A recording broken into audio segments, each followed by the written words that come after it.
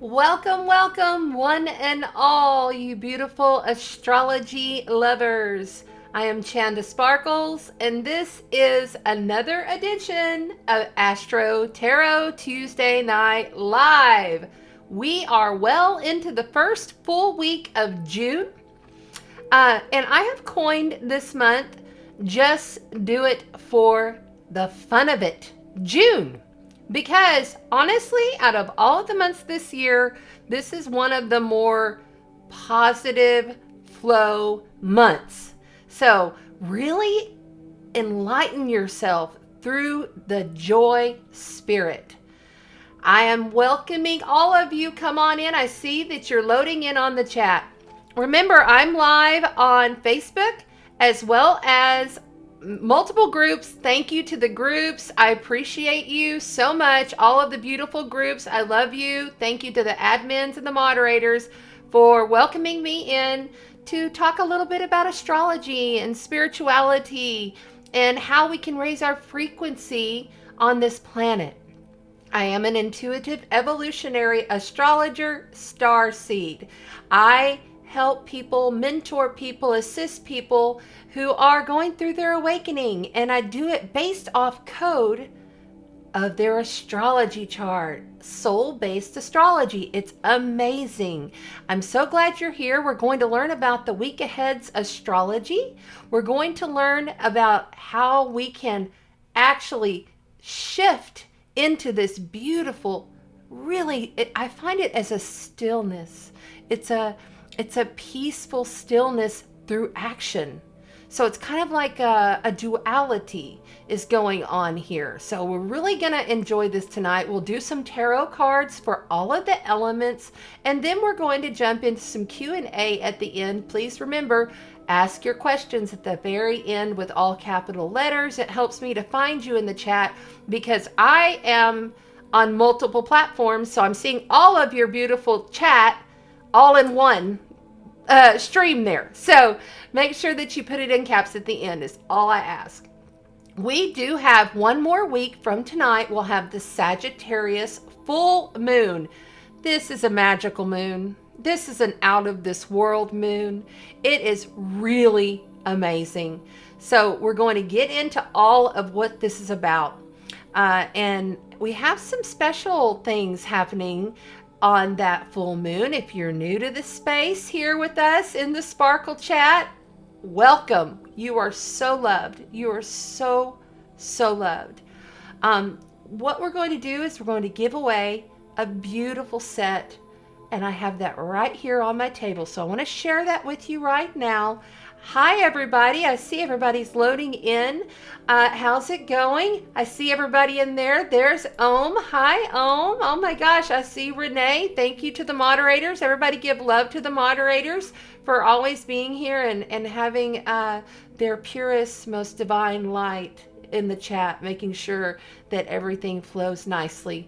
Because once I get into the channel, sometimes I'm not seeing what's going on in there, so I really truly appreciate you. And there's Amy, our Facebook moderator and my soul sister. Thank you for being here, sweetheart. And there's Shauna out in California. Yay. And Donna. Hi, Donna. I see you on both platforms. That's wonderful. Thank you. Peanut butter was Chanda. Okay, what's going on here? Oh, let's get rid of this. Chanda, peanut butter was last week. If you taste guacamole, that's me mixed with Greek yogurt. Okay, let's really mix it up. I'm a seer, so I see across the veil, sense across the veil, and I smell. My smell has always been really strong. That's something that stayed with me for the duration of my lifetime.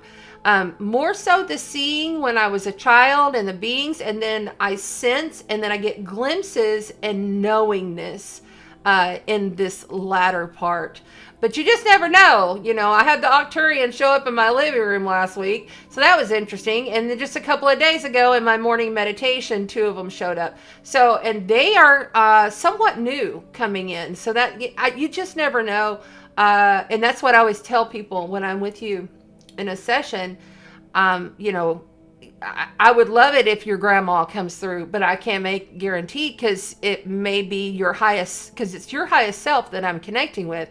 And whatever your highest self, it may be someone from a past life. It could be your actual guide, your actual guardian angel that's been with you since birth. We all have one or a few. So, you just never know. I am so thrilled to be here tonight, but I must say, and I gotta just get this out, I chipped my tooth. So this is unexpected happenings in beauty this week. We have the planet of Uranus, which is unexpected, out of the blue, happening, coming in quick, changes in beauty, love, and relationships. We'll dive deeper into that here in just a few, but that's a prime example. Like literally it happened 20 seconds ago. Not even 20 seconds, probably more like a few minutes before I hit live. I was like, how did that happen? Somehow I shifted my mouth and it chipped my tooth. And so I went and ran down the stairs and grabbed my Invisalign and stuck them on there so that I don't lose any more of my bonding. Because I had to have bonding on both front teeth because I grind heavily at night. I wear this huge, big, thick mouth guard, and it's just always been that way. I grinded so much throughout my last probably 12 years that I literally, when I was younger, I didn't have a gap in my teeth. And I'm sleeping, I'm working, I'm going off planet, I'm going back to my home planet and going into these other universes as this, the only way I can describe it is I'm a space cop. And I've been doing this like hardcore at night. And I grind so much that I literally grinded my teeth until they went into this huge gap. So 2 years ago, I started the Invisalign process to get my teeth back right. So, unexpected happenings for me, literally right before I went live, a little chip on the front tooth. So, if I'm lisping tonight, I do apologize. I'm going to have to get in and see the dentist to get my tooth fixed because it's a little chipped.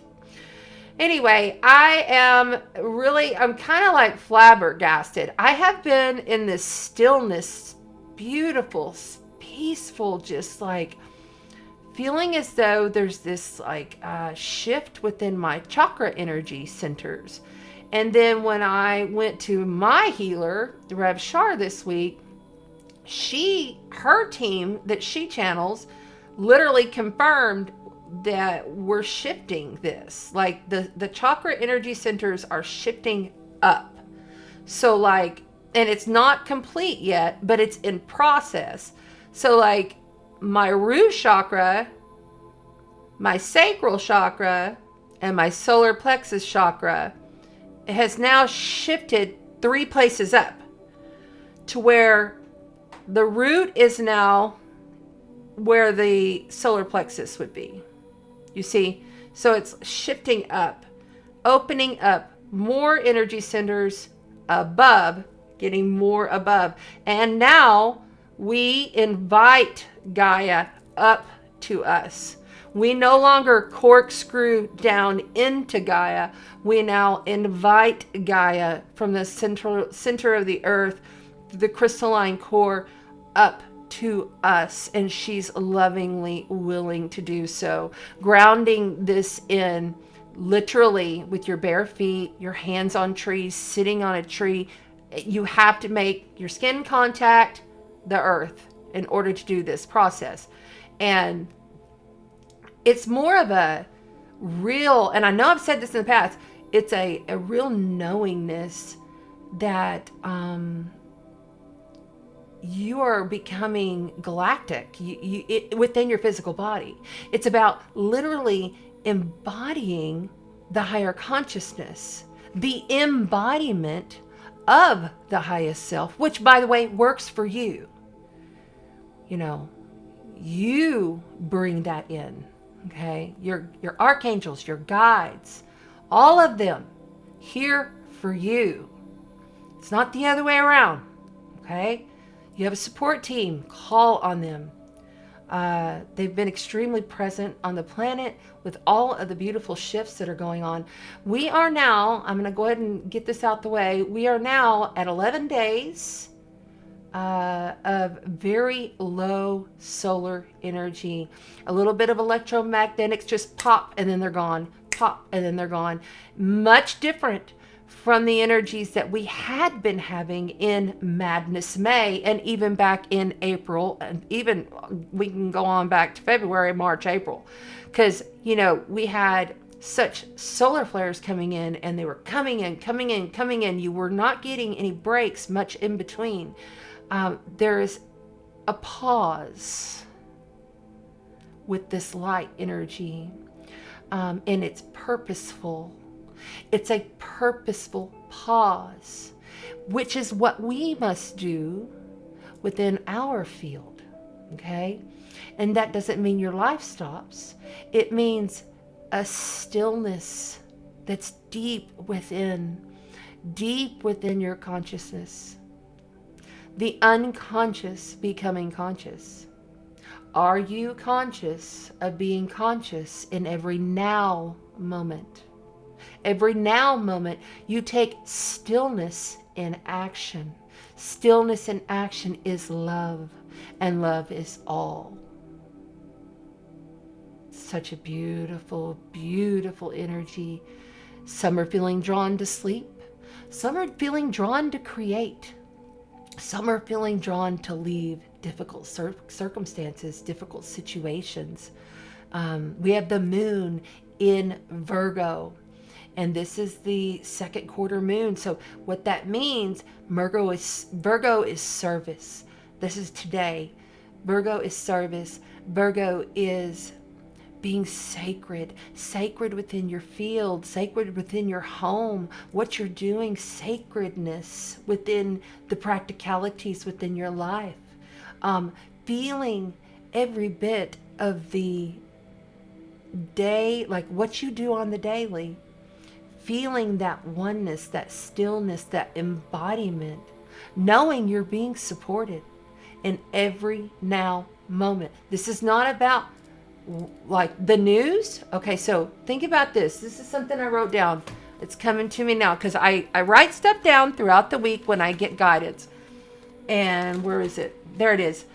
The news equals past creation. I want you to remember that. The news equals past creation. And if we're creating through our stillness in action, how do you feel you'll be creating if you're watching everything in the news? If you're even news, it doesn't even have to be like the news on the TV. What about the news of something that you heard 2 weeks ago or something that happened a year ago? This is very focused, intent message to get out to humanity to understand that the news, whatever kind of news it may be, that is past creation. You don't want to be creating from past creations. We don't want to do that. What else do I got? Okay. Humanity has some choices to make. Humanity has some choices to make. We graduated an internal ego construct of consciousness last week when Mercury retrograde went direct. Okay? And then Saturn stopped like literally hours after him and went retro. Okay? These two planets coming together, Mercury our mind, Saturn our controls. They came together and then they turned around and beelined it. So now we have this duality thing going on. Okay? This duality. These choices. Humanity has these choices they must make. What choice will you make? Guess what? Uranus is going to take care of that with Venus conjunct this week. Okay? Because if you don't know the answer. It's absolutely the answer. It's absolutely the answer if you don't know the answer. I don't know is the most fucking powerful thing you can say right now during this week's transits. Because Uranus is the planet that's going to come in and give you surprises. Now, it could be a surprise, something that's difficult, like the tooth that got chipped literally right before I came live in beauty. Or it could be a surprise that, like, this is something coming in from way out. Like, this is something coming in that, like, you really never would have thought, never would have expected, never thought this could happen in the million years kind of stuff, okay? This is Uranus giving us 1 + 1, the duality, equals 3. Okay, have you ever heard that? 1 + 1, it equals 3. It truly does. Because you control your creation. You control what is going on in my now moments, right? So, as we move through this process tonight, remember, just because you may not know the answer right now, it's okay. The less planning that you do, the better. Trust, because you don't want to limit yourself when you have this kind of a transit. Uranus conjunct Venus inside of Taurus. This is a complete reset of this cycle for these two planets. All the while, we have Mercury in trine to Pluto. Mercury direct our mind. Mercury in Taurus as well. So this is really magical. It's really feeling into all of the beauty that is within and all the sacredness that you hold, because you are God. You are pure love. And it's so beautiful. It really is. It's very exciting too, but it's also challenging, because this is all a lot. It's a lot.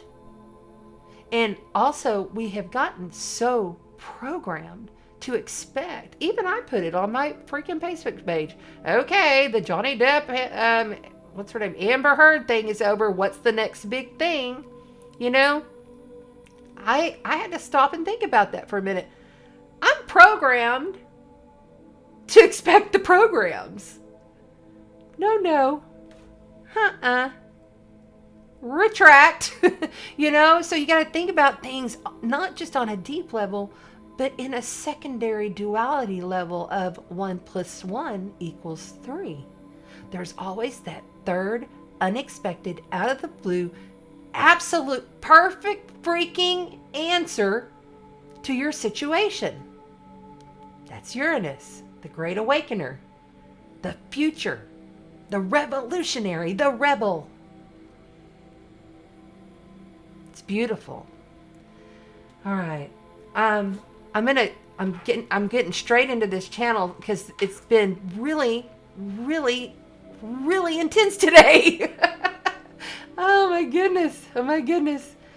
Okay. Yes, Madness Productions. Thank you, Madness, for being here. Says, please hit that like button. It helps other people find me that enjoy astrology. And I've always said this, and I will always say it. It's not about having massive amounts of numbers for me. It's about truly connecting and exchanging the light codes, because I can feel into you just like you feel into me.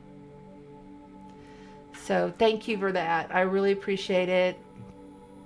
Annette says, yes, I need some super good surprises. Absolutely you do. Yes. Okay, what's going on? I'm just making sure I'm not missing anybody. The sun was flashing today and an orb around it. Oh, that's beautiful, Donna. Thank you for sharing that. Where are y'all at? By the way, if you wouldn't mind, just in case new people pop on in, tell everybody where you're chiming in from. There's Joshua Garcia. Hi, how you doing, my bro star? Nice to see you here. Yes, yes, yes. I think I see everybody here. Okay. All right, so what we're going to do, that's just kind of a precursor for the astrology. I need to go ahead and get the prizes real quick out of the way. These are some great prizes, so let's go over here to the board. There we go. All right, from Rhonda's Fairies, and by the way, all of these sponsors are listed down below in the description, so you can go and check them out. This is from Rhonda's Fairies. This is your last week, by the way. If you're new or you're on the YouTube replay, this is the last week to subscribe, like, and comment on the replay video to get your name into the drawing. You go and comment, and then you share, you get an extra vote. So, and that goes, I don't care if you share it 10 times, you'll get your name up on the board 10 times. So, go ahead and get your name on there, and it doesn't count right now. Sorry. If you're in the live, I love you, and you know I love you, and I thank you so much for supporting me. But I need you on the replay, okay? All of y'all, please go over to the replay afterwards on YouTube and comment. This is from Rhonda's Fairies. A fun, beautiful, wonderful bracelet that has the third eye, and it's just great. Great fun for summer. And then handmade out of the Third Coast Shack by Miss Christian. This is Green Advent. It's a hemp rope like choker necklace, and I love it. It's pure Green Advent. That is from the Third Coast Shack in Port Aransas, Texas. I'm on Padre Island, Texas, by the way. I guess I could have said that. And Port Aransas is just a stone's throw away from me. Okay, and then we also have, for me, this nice good size amethyst. Really good, solid piece of amethyst. It feels really good in the hand. I also work with all of my stones. I work with these, okay? So they're infused with really good positive energy. I've been putting them in my Russian pyramid. Yes, I have. So, and then we also have this wonderful, beautiful, crystal clear quartz. And it has like a little baby. That's what my dad, it has a baby growing. So I like it.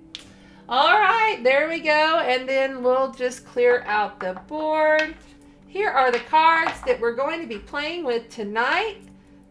We have the Divine Animal Oracle deck. We have the Magical, Mystical Fairy deck because I had my sister, Janet, who passed away. I'll call her Sissy. She loved this exact deck. In fact, she had this deck and she used it a lot. And she was calling to me, I don't know what day it was, a few days ago. It was before Jesse, my honey, showed up. And we were dancing and he made the lights flicker and all of this. So I've had a lot of messages this week. And it's been beautiful. And then a lot of positive people in the living this week who have reported and told me about some really positive things happening. So the tide is turning. And if you're not feeling it yet, just remember we're all at different soul paths. We're all at different places. So continue to focus in the now moments on your light.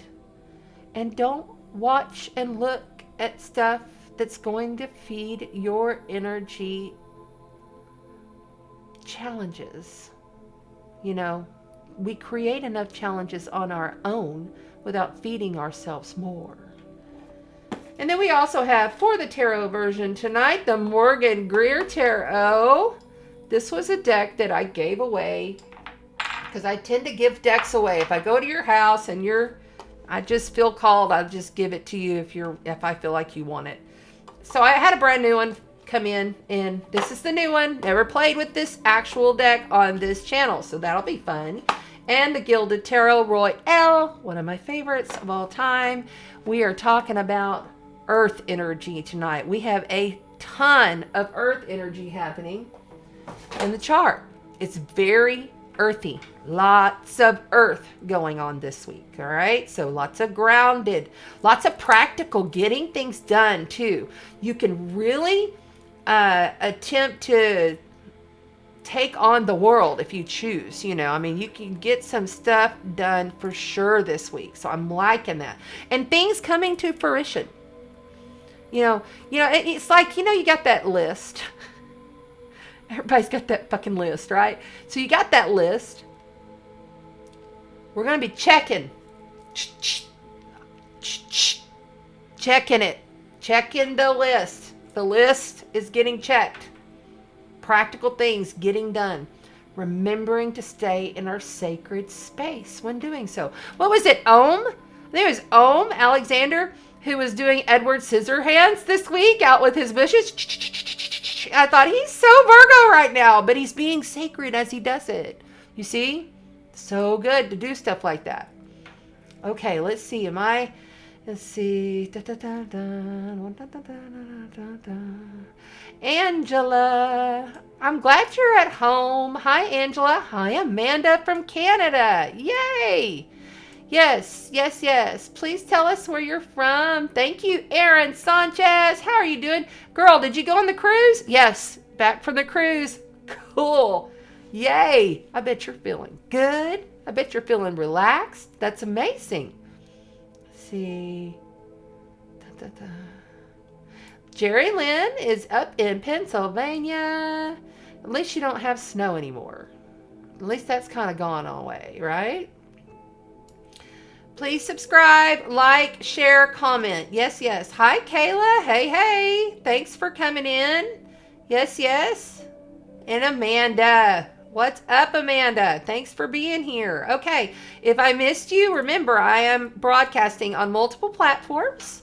So I have all of your lovely, hi, Brandy, I see you there. I have all of your lovely comments coming in from different locations, because we have 4 Facebook groups now, and we have my 2 pages, and we also have the YouTube, and I got rid of the BitChute because it really wasn't doing much, so we're going to try some other things. We're going to try some different platforms instead of that one because it's just not doing anything. Okay, I think we're good. There's Christine Cummings. Hi, sweetheart. Thank you for coming on in. All right, hopefully I've acknowledged everybody. If I haven't, I do apologize. Donna's out of Mississippi. Yes. Okay, cool. All right, let's keep moving. Gotta get that nicotine. I'm all kinds of frazzled a little bit tonight. I'm not gonna lie. I'm just like, how the hell? I wasn't even taking a bite out of an apple. I just chipped the tooth. I guess I was just, I don't know. So, and my grandbaby's not here yet. This grandchild, first of all, she's going to be born with Venus conjunct Neptune in Taurus. And she's going to be born with the North Node in Taurus. And she's going to be born with Mercury in Taurus. But guess what's going to be opposing her? Because my daughter's going to get induced on Friday.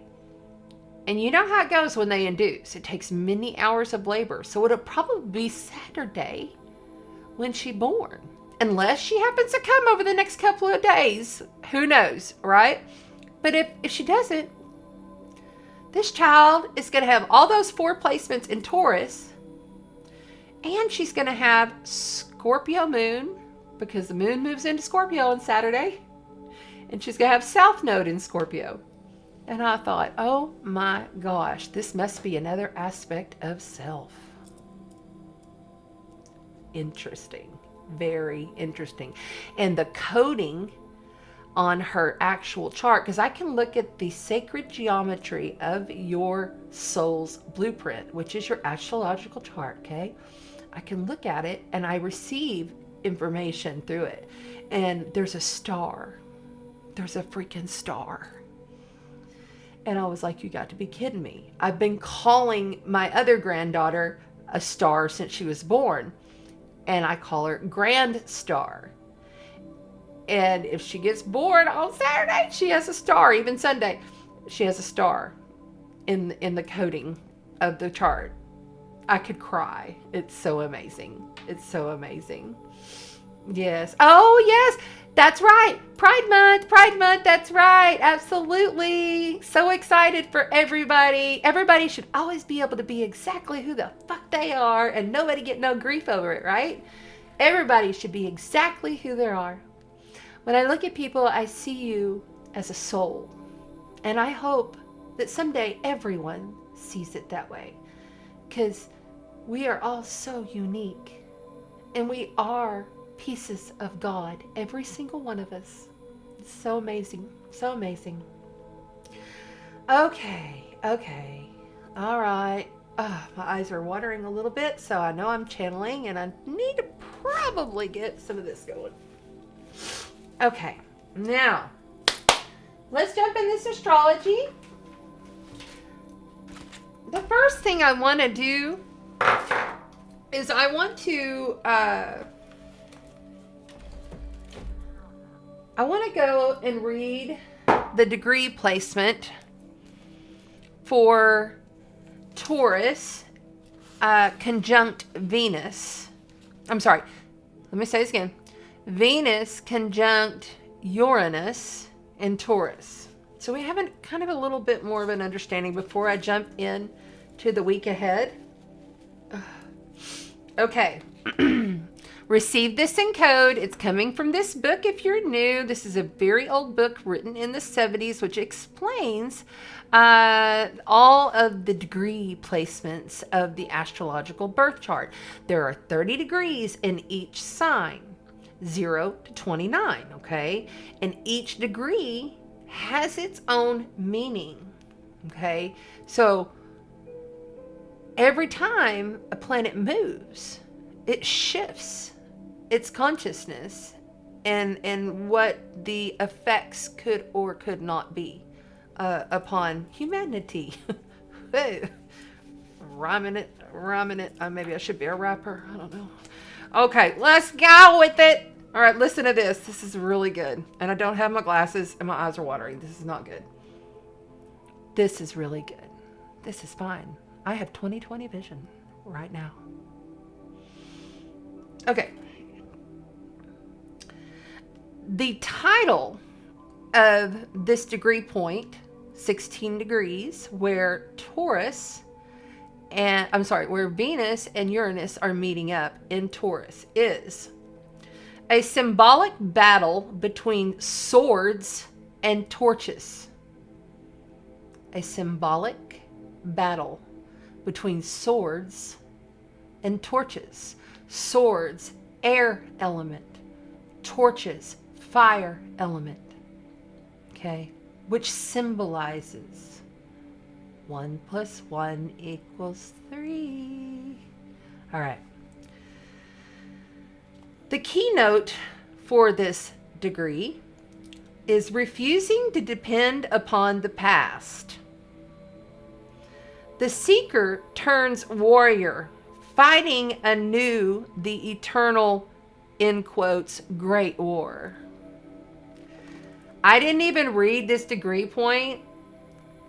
You know, I did all my research throughout the week, and I kind of, I went and looked around, and I did my everything. And then when I read this degree point, I was like, oh my God, that's kind of like half the stuff I have written here. It was really crazy. Okay. Crazy fun. All right, let me get on point here. I'm so glad y'all have patience because sometimes I'm all over the place. All right, here we go.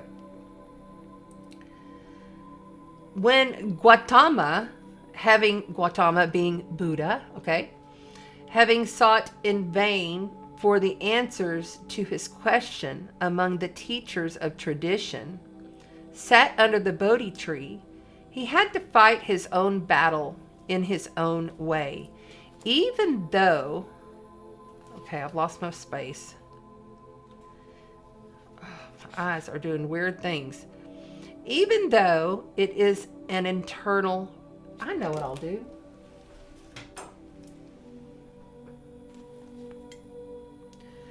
Let's start over. When Gautama, I don't know if I'm saying that right, but I can't ever say it. Having sought in vain for the answers to his questions amongst the teachers of tradition, sat under the Bodhi tree, he had to fight his own battle in his own way, even though it is an eternal fight. An eternal fight. The spiritual light within the great soul must struggle against the ego will that only knows how to use the powers of this material and intellectual world. There is no possibility of escape. It is the energy that arises out of the possibility. It is the energy that arises out of the present moment. The inescapable now. Now in big, huge letters. That the daring individual has to use in the struggle. There's no escaping it. We have all of these choices, and we're all concerned about what happened then and what's going to happen this, and when and then. The struggle is always there. The choices humanity must make are always going to be there.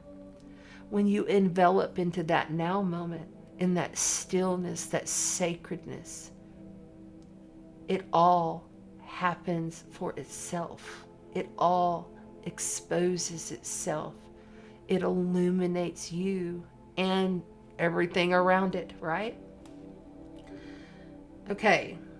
It says, this symbol suggests that salvation is attained through the emergent individual's readiness to face all issues as if there were only two opposed sides. So teachers of the Bhagavad Gita, I can't ever say it, y'all know which book I'm talking about. Bhagavad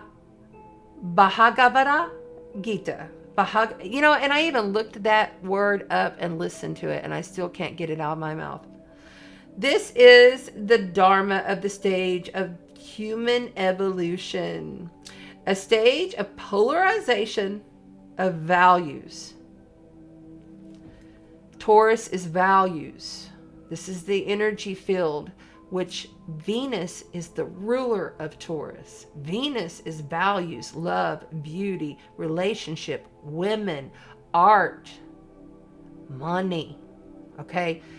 That's all Taurus and Venus. And when you throw Uranus into the mix, which is the ruler of Aquarius, which is like all of the collective consciousness, being infused into this love, this divine mother, this birthing process through the duality of which we are becoming the one. 1 + 1 is 3. Do you choose the sword? Do you choose the fire? What if you just choose both? I thought that was pretty interesting. Remembering the keynote, refusing to depend upon the past. The seeker turns warrior, fighting anew the eternal great war. All right, so there's some stuff to think on as we are going forward here. Might as well keep this thing out because my eyes are acting crazy. Maybe they're telling me I'm not supposed to read much tonight. Okay.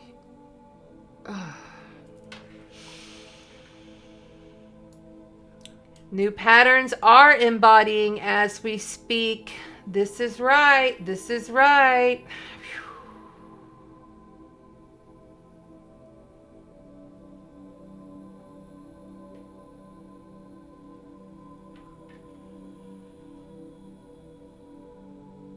Yes, Tracy, you're correct. It is about what you value. But it's also about what you value within yourself, not just what you value outside of you. Although it is about outside of you too. So let's jump in. Let's make sure I'm not missing anything.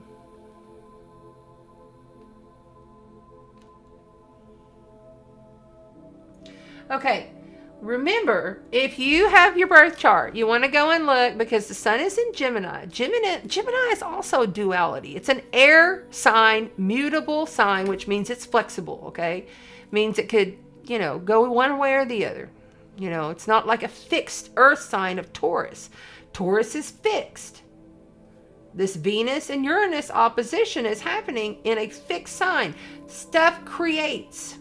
Taurus is I manifest. That's its thing. That's its motto. I manifest. All the stuff that you create in your life that shows up in your face, that's Taurus. Okay? Mercury is at the tail end degrees of Taurus. Mercury is our mind, our communications, the media, anything in print, how we process our intellect, all of that. Mercury's in trine to Pluto in Capricorn, which is retrograde. And remember, outer planets in retrograde bring relief. It gives you a little bit of a break. It's not like, sometimes these outer planets can be, especially Saturn and Pluto. Saturn and Pluto can be challenging. But in trine is harmony. That means the energies just flow in. Stuff just falls in your lap. $20 bill, here it is. Kind of stuff. Is this yours? Had somebody, I don't know who it was. Somebody said, yeah, I just had some $20 bill. The person said, is this yours? And I was like, well, yeah, okay, thank you. On the floor, just a random stranger. Yeah, that kind of stuff. Mercury is going to be telling some tales, though. Some dark, dirty, I would expect, big truths. Weird stuff showing up in the world. People speaking a lot of long-term, hidden, dark, deep stuff happening. It's going to be intense communication around that. But we have so much positive on the other side that I don't really feel that's going to be super difficult for most of us that are here right now, that are awakened, enlightened, badass spiritual beings that we are, that know we are creating a beautiful bliss Gaia together. That's what I call 5D Earth, bliss Gaia. Okay? So remember, there are these things. Now, Mercury is on top of Algol. That was also kind of screamed at me this week. Yes, I know. Mercury's on top of Algol, the demon star. If you don't know what Algol is the demon star. It's basically Medusa's head. It's the beheading. It's very much a feminine pissed offness. Okay. Medusa, of course, had her head chopped off by Perseus, who he then took the head and he put it up to the face of the Kraken, the big monster in the sea or whatever, to freeze it to stone, to save the maiden. You know what I'm saying? Save the goddess. It's all about a feminine rising kind of energy through the mind, through the communications, and it's deep and it's calculating and transformative. So that's an energy we're dealing with. Also, we're dealing with Mars and Jupiter. Very fast in Aries. Flying through Aries. Flying really fast. High rates of speed. They'll be getting out of Aries and into Taurus very soon. It won't be that long, Of course, Jupiter's going to take a little bit longer, but Mars is flying right on through. So that right there is intense war energies expanded. That is passions expanded. Mars is pulling away from Jupiter. They're still conjunct, but still he's pulling away. So that expansion is, it's calming down a little bit, and that's pretty good. It's not bad. What else we got here? Yeah, this week the moon is in Virgo today, and then it moves into Libra, the air cardinal, and then in Scorpio by the weekend, and then we'll have the Sagittarius moon by the beginning of next week. So that's kind of our emotional. The moon is also the public. So when I look at the moon places, I always think about what's going on within people in the world. Okay? Let me make sure I'm not missing anything. No, I already did that. Okay, the day today. So if you want to know the day today, this is going to be it. So you'll have an idea. Because, okay, so they have this festival called Vestilla. It's based on Vesta, the goddess, okay? And that started today, and it's for like it was yesterday. It started yesterday. It's 7 days. It's all about Vesta, who is the sacred flame, okay? It's about the feminine uprising. It's about self-care, truly self-care. And, this is the thing. Vesta is in opposition right now to the moon in Virgo, because Vesta's in Pisces. Okay, so Vesta being in Pisces opposite the Virgo moon. Virgo is very much Vesta energy anyway. And this is about really, really taking time.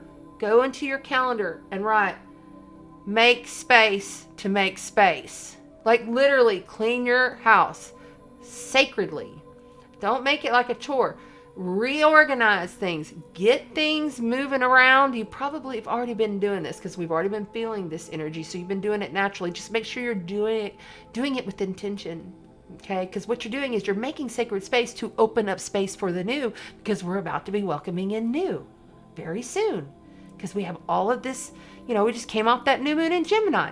So we have all of these things that we have been working on that are going to start to come to fruition, because Saturn is now retrograde and things will start to come about a little bit easier. Now he's moving very slowly in Aquarius. So he's, it takes a minute, he's still kind of just barely going. So anyway, it takes a little time, but we're starting to feel this. It's really cool. Not that all of my opinions matter, right? But I think it's cool, right? Don't you? Anyway, so then we move on. Tomorrow, Wednesday, the moon will move into Libra. That'll be happening at 11:23 a.m. Eastern Time. That's 10:23 Central. I'm in Central Time, so that's why I'm going to acknowledge both of these. That void of course moon will be void of course that early that morning around 8 o'clock.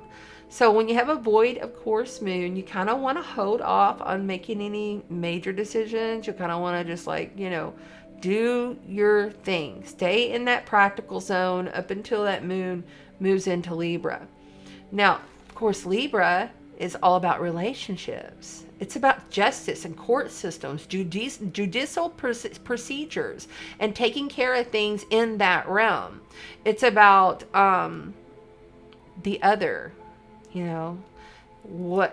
being more patient and more compromising. I've got visitors. Okay. Okay. Being more compromising, being more patient, allowing all of the flow of looking at the dualities, the choices that come about in a more loving, patient manner. It's an air sign, so they think things through. Out of all of this, Libra is the most really looking at all things from all angles. You don't ever see them jump into something like their opposite sign, Aries, okay? And remembering that all of those planets, because here's the moon right here in Virgo, it goes over to Libra. All those planets, it's going to be aspecting as it goes around and it goes over here to Scorpio. It's going to be aspecting all these planets on this side. So that means it's opposing, or it's trining, or it's squaring. That moon is super active. It's also all in mostly earth and some fire, okay? So we have Aries, Taurus, Gemini. That's where most of the planets are at. When you look at this overall week, it's a lot of earth energy with some fire, but there's an emotional mothering Gaia energy to it. It's very much a nurturing time in practicality while you are taking care of your daily needs in a sacred way. So tomorrow night is a really great night for socializing and for love. If you're looking for someone, if you're single and you want a partner, tomorrow night is a really good night for that. Hump day. Yay, yay. And then we have challenging energy on the first half of the day on Thursday. Thursday is going to be your challenge day. It's Chiron coming up to oppose the moon. So, anytime you have Chiron, the wounded healer, it's about bringing stuff up that hurts us so it can be healed. It's about breaking through the programs of the pains of the past, and here I'm using that word past whenever we really need to be in that now, but it still comes up, right? So just be cautious of that. You could get your feelings hurt on Thursday morning about something. Just know it's the energies, okay? And that this too shall pass. But that night is going to be magic. And then Friday, sudden unearthed discoveries and surprises and shocking truths. But the night, Thursday night, by Thursday night, it's really a beautiful energy. With the moon in trine to the sun. So you have the moon in loving relationships, Libra, in trine to the sun in Gemini. Talkative, joyful, just do it for fun, June energies on Thursday night. Okay, so that's another good night if you're wanting to go and talk and socialize. That's a really good night to talk to people. Okay, it's a good night to get your message out. Maybe if you're building a website, or if you're writing a book, or maybe you're I don't know, maybe you're creating some cards, or whatever it is that's communicative.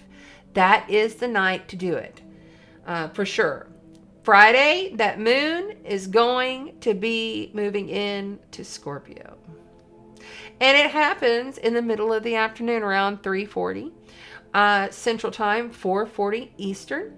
Now, this moon, this moon has got so much going on. It's like going to be in trine to Saturn, retrograde, and it's going to be in square over to Pluto. It's going to quincunx Mercury and Neptune, and that is the day that we have the final exact apex of Mercury in Gemini square to Pluto retrograde in Capricorn. This is knowing that something's about to come that's just going to blow us. Like, it's going to blow our minds. And it may be something pretty hard and difficult and challenging, but it's going to be for the betterment. This is unearthed discoveries. I'm really looking forward to Friday, actually, because I'm hoping that they literally find some kind of huge phenomenon on the earth, and it's just like, wow, blows our mind. I think it will. It could be Thursday into, no, it's going to be more like Friday, Saturday. Really interesting day. Really, now it does get intense. The weekend gets intense, but you don't have to play there. You know what I'm saying? But I will warn you that start hearing some stuff towards the weekend and Friday. Now, with that moon in Scorpio on Saturday, this is the day that we have the exact Venus-Uranus conjunction in Taurus. Now, all of these exact points that I tell you, we're feeling those all week long, okay? But when they come to apex, they kind of come to apex and bust. You know what I'm saying? And then it kind of just settles in on the energy. So we're always feeling it as it's building so much more. This is all around our values, women, fashion, art. This is really good night for romance, love, passions, intimacy. Good night for intimacy. This is the moon in opposition to this alignment. Scorpio is in opposite, and then we also have the south node of the moon in opposition. So this is really passionate, beautiful. Go have a great time. Go dancing. Just see what happens, because there's just unearthed surprises popping up everywhere. And they have a positive energy. They really do. Now we do have, now it could be the intensity stuff too, because Scorpio is very intense. And then on Sunday, the moon moves into Sagittarius on Sunday afternoon around 5:30 Central, 6:30 in Eastern time. This is a very, and I love it how this tail end degrees, it's a sacred morning, and it's sacred Sunday for us here in the States. And I love how Pluto will be in sextile to this moon that evening. So, I'm sorry, that afternoon, right before. So it'll be those tail end degrees, which is really intense anyway. Anytime you get to the end degrees of a sign is when you start to feel it really strong, okay? And so, and Mercury being out of its shadow, Mercury comes out of its shadow on Sunday. So Mercury's our minds, our thoughts, how we're feeling about things, what we're going to say, the words we have used and what we will use on a very deep, sensitive, sacred level. And then on the 13th, Monday, that is when Mercury rises with the sun as the morning star is very visible. Both will rise around the same time. Powerful, powerful day on Monday. Sunday night going into Monday. Powerful. Please sun gaze Sunday night. Sun gaze Monday morning.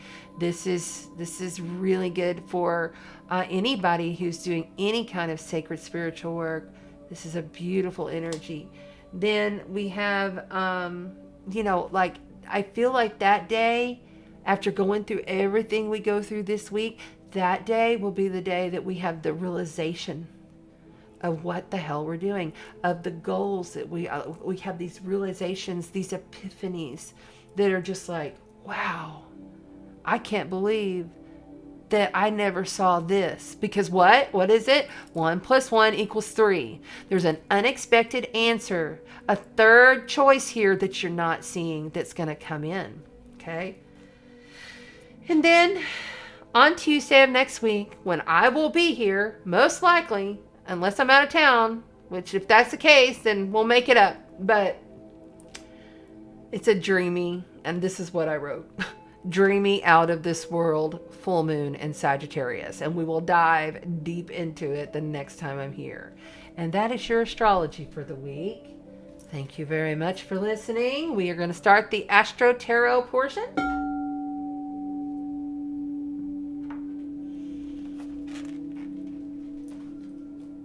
I feel so hopeful. I feel so amazing with these energies. I really do. It's like a Hawaiian cascading waterfall, and you're in this hot springs, and you're just sitting there, and you're just in like this awe stillness state, but there's action going on around you. It's a stillness in action. The masters laugh at the stillness in action. Okay.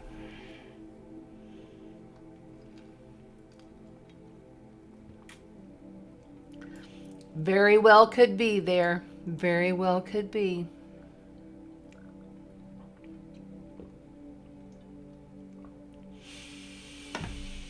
Thank you for being supportive in the chat, as always. Friday's your birthday. Well, happy birthday. Oh my goodness. So this Friday is your birthday, Tracy Lee? All right. I love it. Nice sound effects there. And then this one, yes, at the end. Happy birthday. I wish I had a happy birthday song. Maybe I can figure that out in this software. That'd be cool. I'd like it to say happy solar return, but I doubt if I'll find one like that.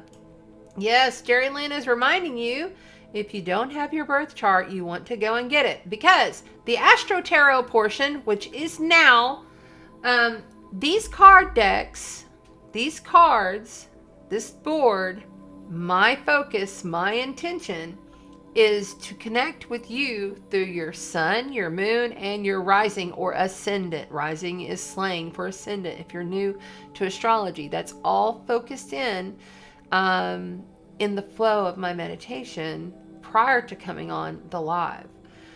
So that's how that energy flows and connects with you, or it could connect with somebody you know, and you never know. You may be a different sign and it connects in with you, and you're like, well, wait a minute, I'm a sun sign Gemini and I'm resonating with the water signs, so it happens through frequency. We do our best to direct it, but spirit is in control. Highest self is in control through us. Okay? All right. And if you missed it, we're going to be playing. If you missed it, we're going to play with the Gilded Tarot tonight. The Morgan Greer Tarot. And we'll pull oracles from the Divine Animal Oracles. And we have magical messages from the fairies. Older deck, but I had the calling to pull it because my sissy loved it. Okay, let me get a little sip of water. My bell's wanting to talk. My bowl, not my bell.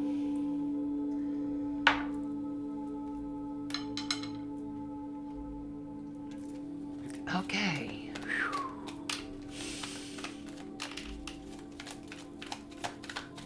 I am a conscious channel, so how this works. Okay. Yeah, they're wanting to speak.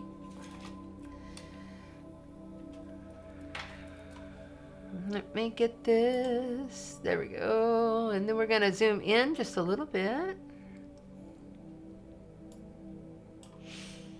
All right. I'm going to put that one right there, and then I'm going to keep going. What's going on? Oh, you know what I know? It's my cup again, isn't it? Yep. I forget that I have to move it on this side. Okay. All right, so I don't even know what we're starting with, so we're just going to pull this for the collective because I haven't even looked to see who we're starting with. But I do love that the Empress, Major Life Event, Major Arcana, has popped for the collective. This is all about exactly what I've been speaking to. Sacred birthing. 1 + 1 is 3. It's the number 3 in the tarot in the Major Arcana cards, okay? So this is knowing that the birth is coming. She's fully, birthing. This is Venus. Do you see her? This is the sign of Venus. That's the Venus glyph that she's holding. There could not be a more loving presence, a more divine goodness to start off the collective read. That's beautiful. I'm going to keep it in the deck, and if she pops back out, we know that she's meant to. These cards are really wanting to speak, so I'm going to set them down for a minute. And I'm going to figure out what we're doing.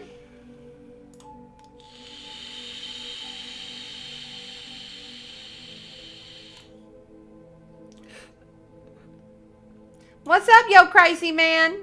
I see you. I see you there. I see you. You need to message me if you come over here. I'd love to see you. I think you're awesome. Okay. The veil has been thin for a while, Tracy. Tracy Lee asked, is the veil thin? Yes. But the veil has been, it's been thin. It was like knocked pretty much out back on winter solstice. And it's just been, all those codes and all those light codes have just been pounding it. So yeah, absolutely. If you're making connections, it's real. Okay.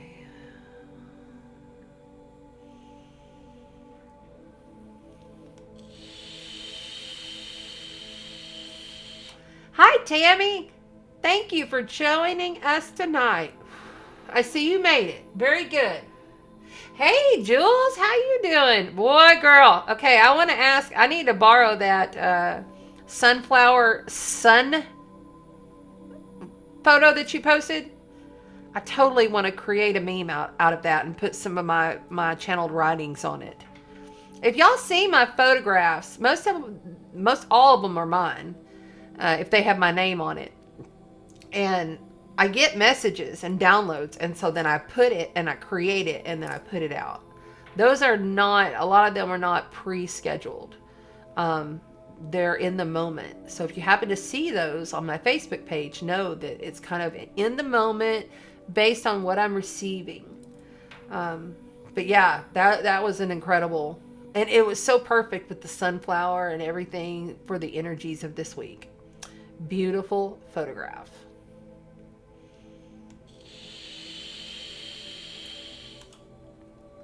Erin says she's been sitting in the pool, spending so much time in the water, cruising, cleansing, playing. My earth is screaming for water. So healing. Very nice. Very nice. I love it. All right. Jerry Lynn says that we are on earth signs first. So I'm going to pull up my earth. Bam. Hello, earth signs. We are talking to Capricorn, Virgo, and Taurus. The moon is in Virgo right now. I bet you're feeling it. Anytime the moon is also in an earth sign, it's harmoniously trining. Trines are harmony over to your sign if you're an earth sign. So it's always positive. Things flow in easily. Things become created easily. All right? Okay.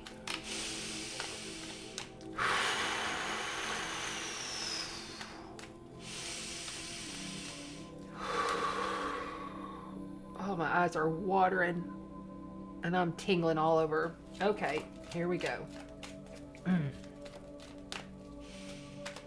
Interesting fun fact for the earth signs. Your throat chakra is being activated. If you've been getting like throat congestion or cough, or you've been feeling something going on here, it's not a sickness. It's being blown out. It's being purged. So just, I'll tell you what you can do with it is you can get yourself some zinc and make sure it's pure, good, organic zinc.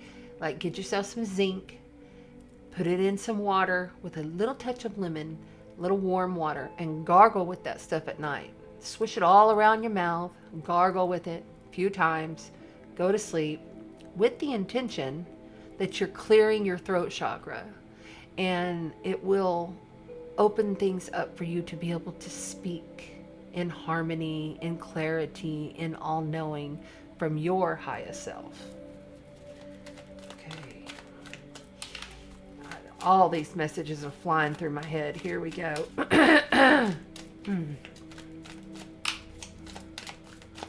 That's it. Okay, we have the Seven of Cups to begin the earth sign read. Remember, we're speaking to your sun, your moon, and your rising on these elemental reads.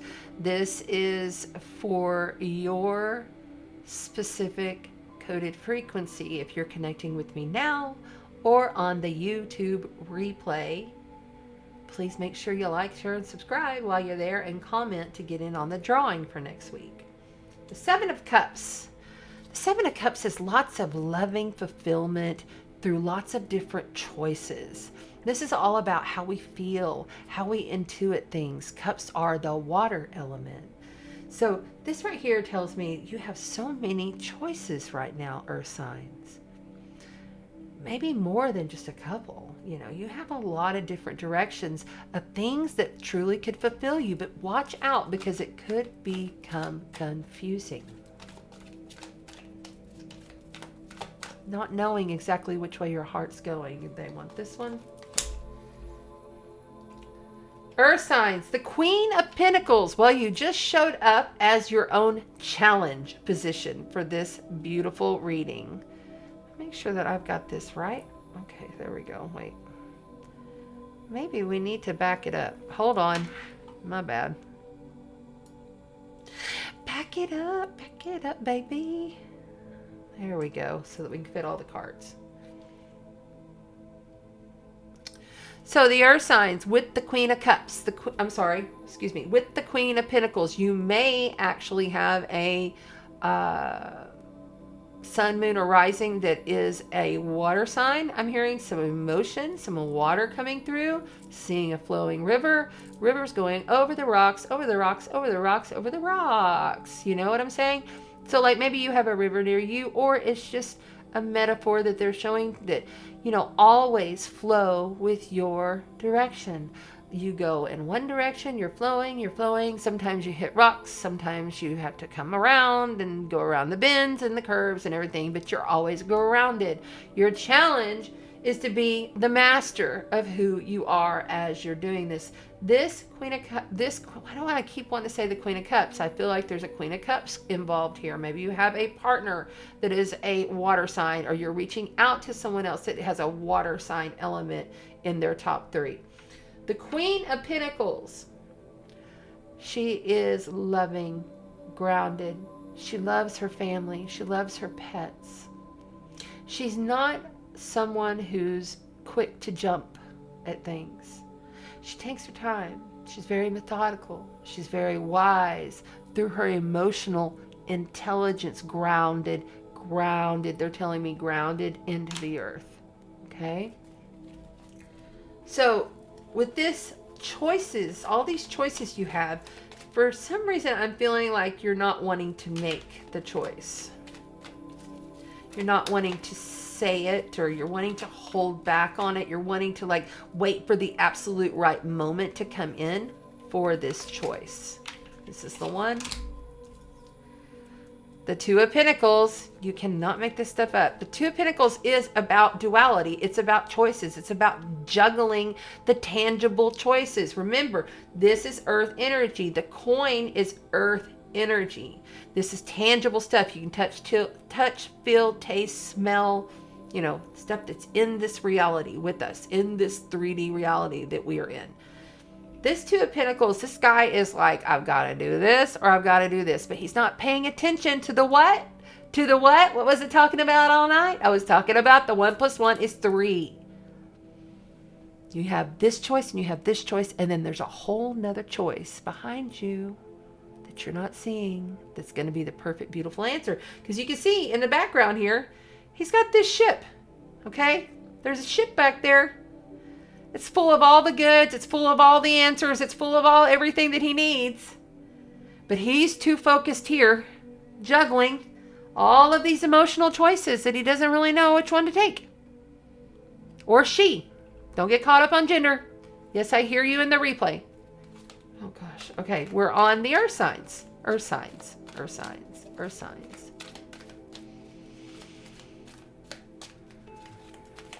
I'm smelling pine needles again. I think that came up earlier, or maybe that was in a personal read. I don't know. Anyway, I'm smelling pine needles.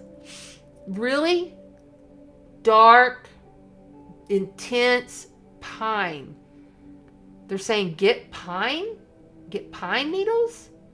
Burn some pine needles. Get some pine, what do you call it? Wood. Get some essential oil that's pine. Pine is going to be helpful with making these decisions that you have to make, earth signs. Okay. The 8 of Wands. This is coming in from the outside of you. Excuse me. I'm sorry. This is coming in from the outside of you, earth signs.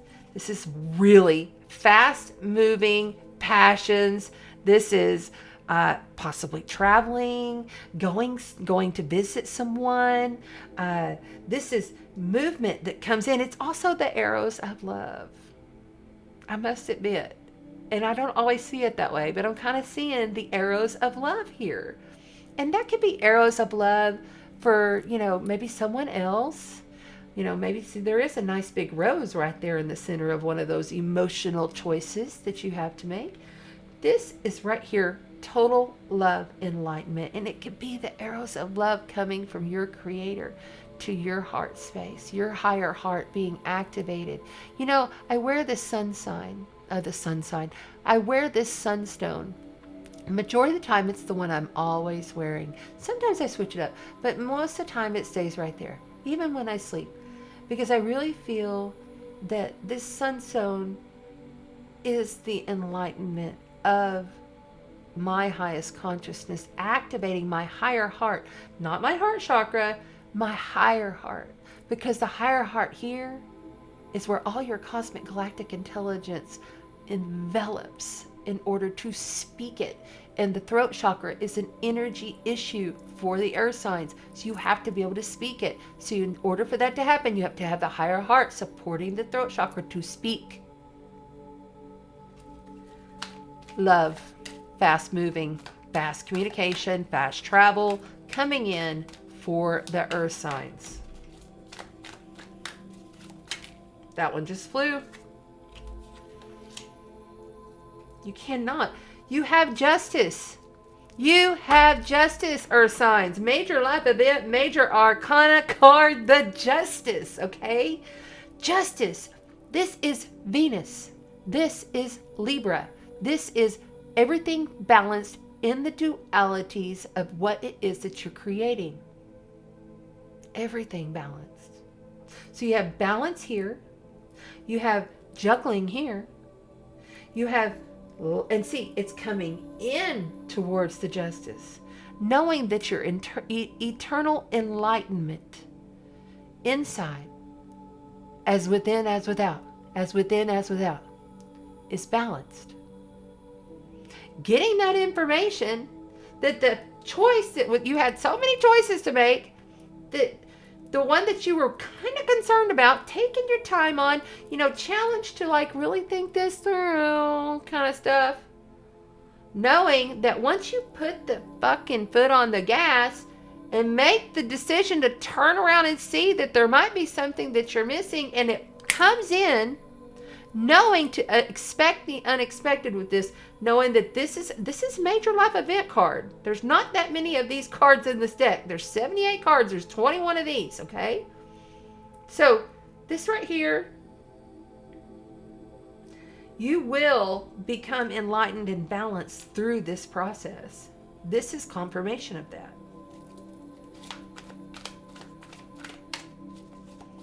I love the rainbow being there too. It's like, this is both joy. This is both great, but he's just stuck. He's not seeing it yet. He's not seeing it. And it's okay. Because what's the answer to all of our, like somebody says, well, what are you going to do about blah, blah, blah, blah, blah? I don't know.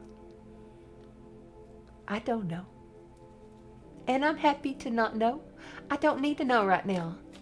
Because astrology says so. You don't need to know, because what you don't know that's coming in is more powerful than the knowing. Oh, shit.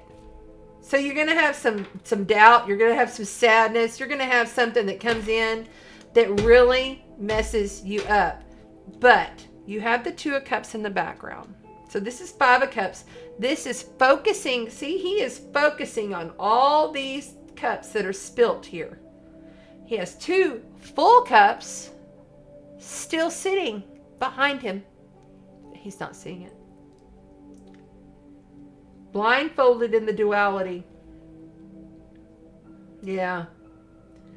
This is beautiful though. It's coming through. It's unexpected. It may leave you or somebody but there is growth there. Okay? See, the fruit is on the tree. There is growth there. There is something there that even through a painful process will end up being the right choice in the long run. It will end up enveloping itself into something that is grand. Because on the bottom, you are the hero of the deck. This is the Nine of Wands, okay? This guy, I'm going to turn it this way so you can really see it. And you got the Hangman underneath. Okay, so the Nine of Wands, this is the hero card. This is the guy that continues to fight on, knowing that he's almost at the end of a very treacherous, hard, difficult path. Like, he's been to war. He's been to 5 wars, okay?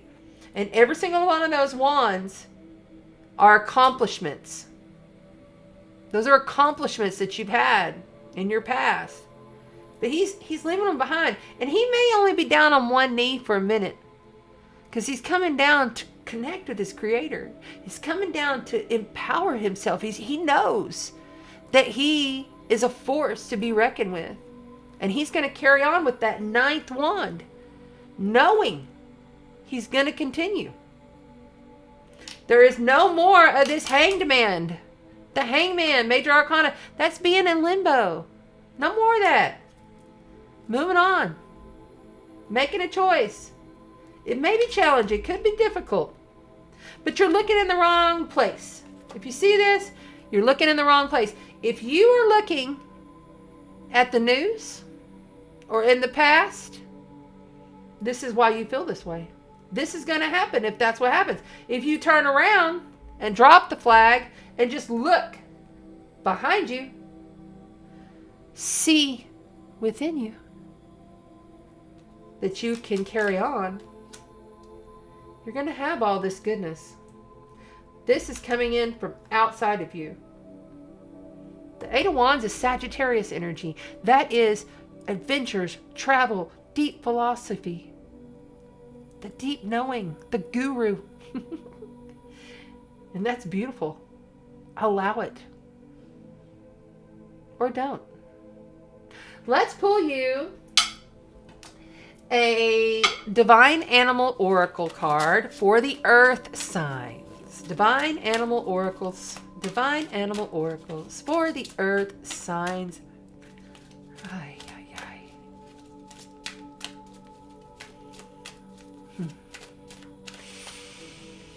You may need to hit the road. I see you with a bag or a backpack. You need to get out of there. Take a little trip. There it goes. The dog, companionship. So you have the dog, companionship. Let me, put that down. Loyalty.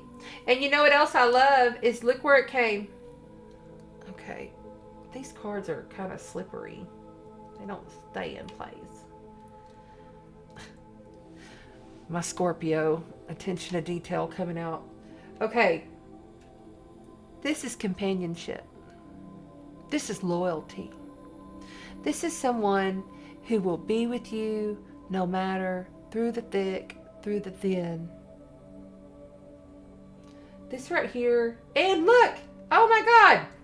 She's holding a bow just like the archer of the Sagittarius. If you have a Sagittarius rising or a moon or something like that, or maybe you're involved with the Sagittarius or someone that has one in their top 3, this is seriously for you.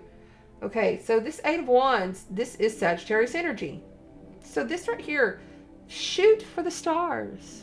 Look what she's doing. She's shooting for the stars. Trust. Trust in that. And if you don't have a companion, there may be somebody coming in, because there's a lot of 2s going on here. I'm sorry, there's a 2. If you take all this away, let's take all that away, you have fruitfulness, growth, groundedness, and 2 full cups of love. The 2 of Cups in the tarot is the soulmate union. I feel like you have fear. I feel like you should release all those fears And fear, what is fear? False evidence appearing real?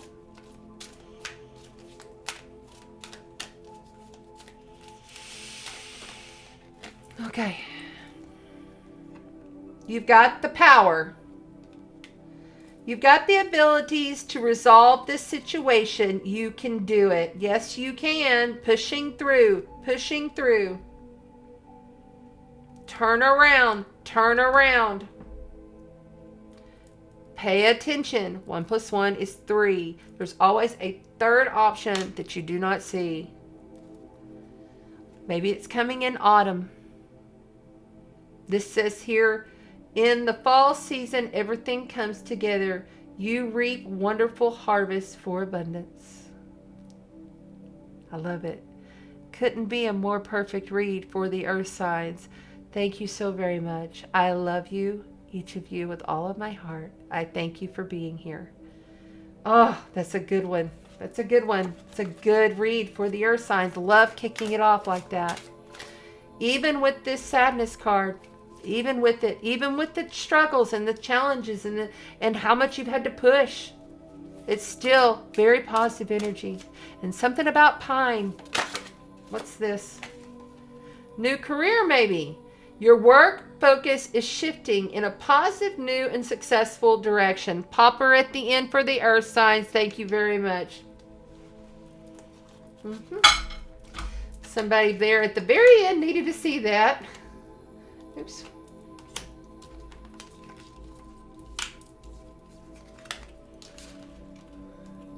These are the most slipperiest cards I think I have. They're just very slippery cards. All right, let me shuffle these up for the next read to make sure that they're ready to go.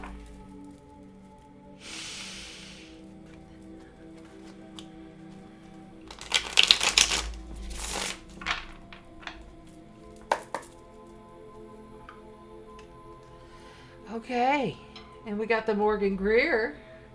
All cards have been smudged, cleared, meditated on, and set in the sunshine. And now I'm setting them in the Russian pyramid prior to coming into this read. We have some jokesters up in here. Lots of little jokesters I'm feeling. I saw an Oompa Balloompa, like I saw Willy Wonka. It was like a childish play kind of thing coming through. So I don't know. I maybe get a little strange here in a minute. Literally have Oompa Loompa Doopa Dee Doo, whatever that song from that horror. Oh my God, Willy Wonka. So you're just gonna be like this Willy Wonka guy that eats children and kills children in a chocolate factory. If you really look at that, that's kind of psycho, right? I mean, that's a little Okay. I need more water real fast.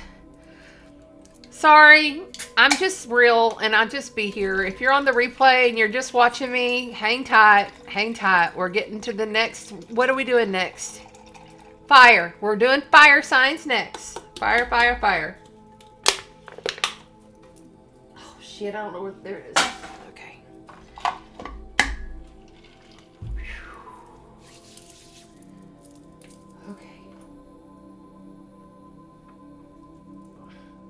Fire energies.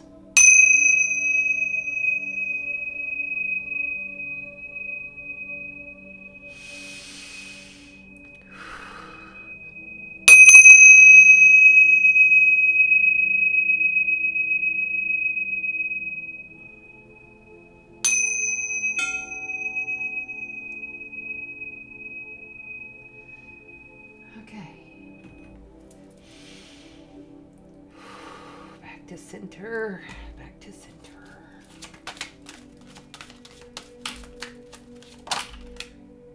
Butterfly. Okay, you'll get it. We'll give it to you. For the fire signs. Butterfly. The soul. Isn't that beautiful? Transformation of the soul. Knowing that you are a soul within a flesh suit. we'll leave it out for the fire signs, and then we'll bring it back. I think it has a meaning there. All right. Goodbye, earth signs. We love you. And now we're on to fire. Yeah, baby.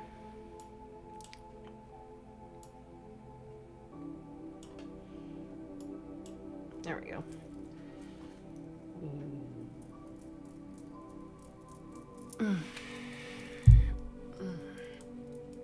Okay.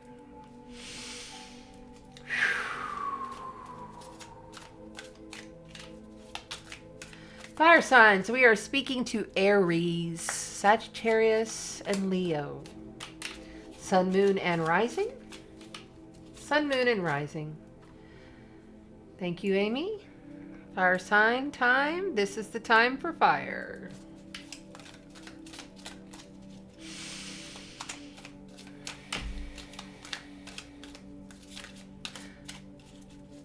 Where there's smoke, there's fire, but the sacred white flame that dances within each of you is the only fire you should be focused on at this time.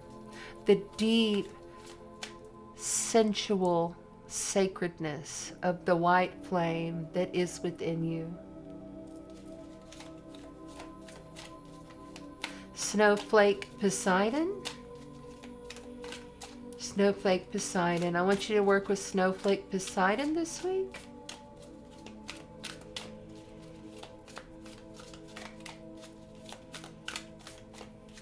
Right there.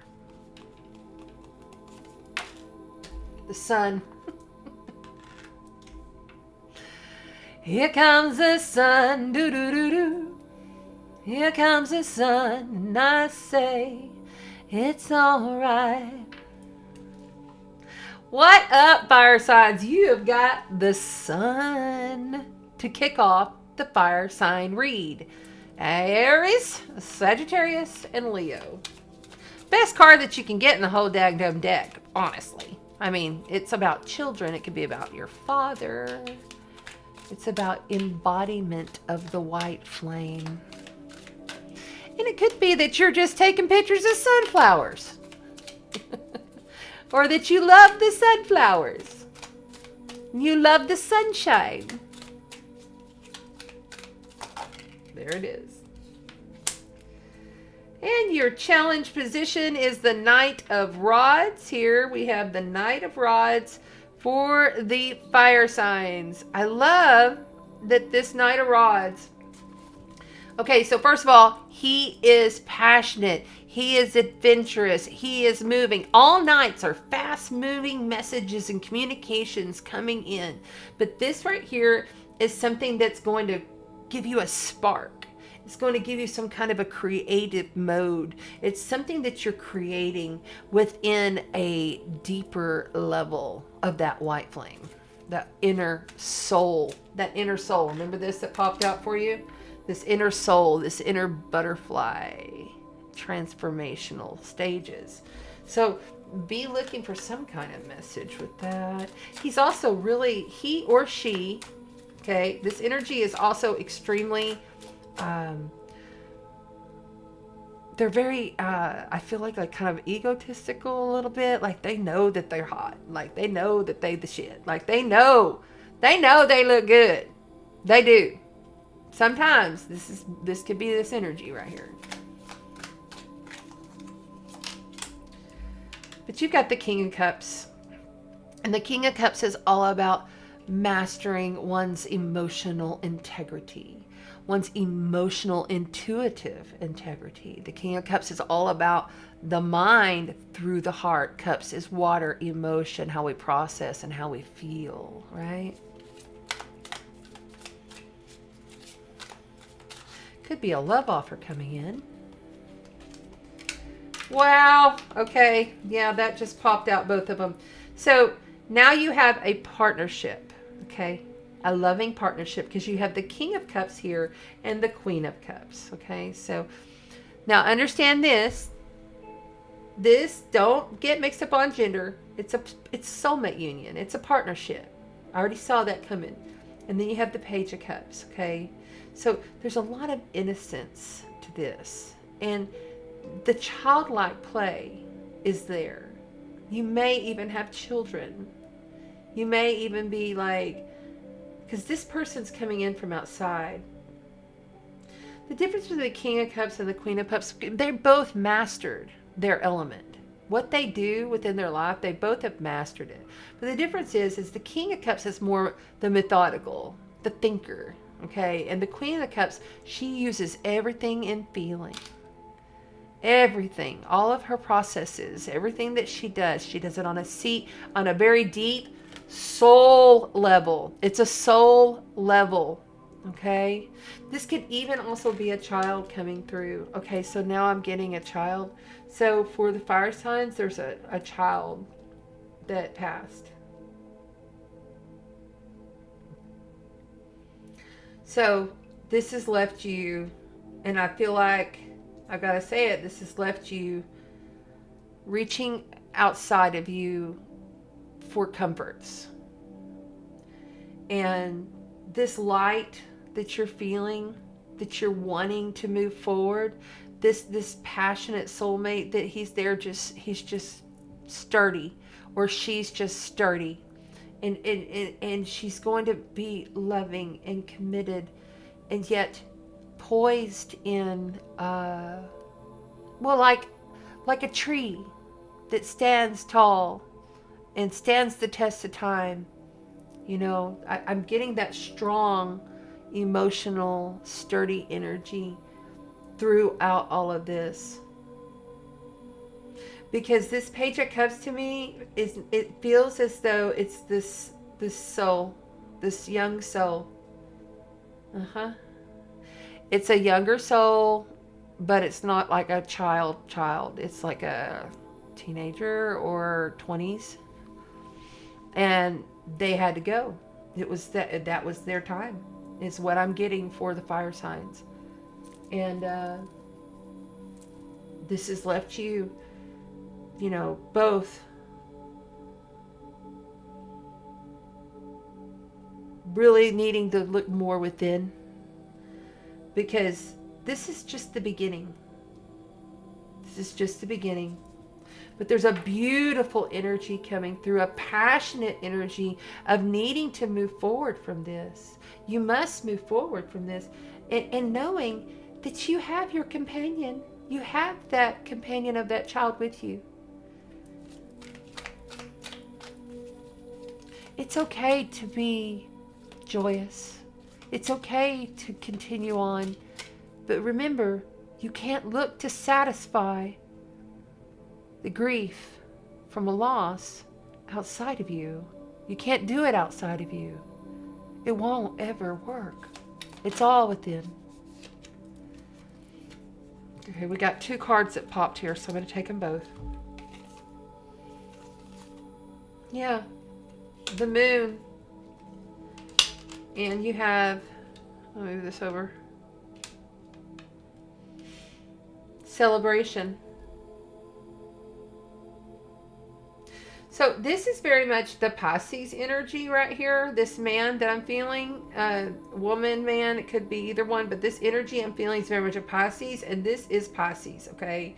It could also be Scorpio. The moon is major life event, major arcana card, the sun with the moon. So you have the sun with the moon now. You have both. You have each big bad element. And not say bad as in good and bad. I'm just kind of like using the lingo because that's how it's coming through in the channel. But the moon here is telling me that there's unknown stuff that you're not paying attention to. You're too busy partying. You're too busy finding outside sources. You need to stop looking outside of you for your answers. Because your answers, if you're wanting to connect, are within you. I felt like this was, this is kind of like turning away. Like, no, I'm just going to go have this glass of wine and forget about it. And then I always end up in crying in tears because I'm drowning myself in the alcohol. I'm sorry, this is coming through like this. There is a joyous, beautiful soul here. There's a beautiful soul here. And you're not seeing it because you're seeing other things. This person's going to stay steady and true with you, but there's something unknown, something hidden, but something loyal. And I feel like even though this was challenging, even though this was difficult, I'm being told that you need to look within. You have to look within at what's going on here. This is very, very much what's coming through, and I'm kind of like in a shaky mode on this. What's on the bottom? A Knight of Swords. So you have the Knight of Rods and the Knight of Swords. This is communication. This is another communication card. What do knights do? They bring in messages. So this is fast moving information coming through. Straight from soul. I really feel that the drinking needs to be put on the shelf. No judgment. It's just the way it's coming through. But if you truly want to connect in with your child, or it could be your nephew or your work companion or whomever this was that crossed, that was in that age range between late teens to no older than about 26, 27, then you have to allow the messages through. And they'll come through quick. But there's a grief here. And it's just the beginning. This Page of Cups, this is fresh, new, naive energy. It's something you've never been through. And God loves you. And so does this child. Just so you know. So does this young person. The sun is here and the moon is here. Telling you you're being enveloped with the love of your heart. And through the mind's intuitive soul. Through your envelopment of your emotions. Be very wise to stay with this fella or this girl, whomever it is. Yeah, you got to keep working towards this. You have to. This is tangible crafting excellence. Messages coming through. Passionate messages, intuitive messages, passionate messages, literal text messages, signs and synchronicity messages coming through. Too much partying. That has to chill a little bit. Okay, fire signs. Let's pull you a fairy card.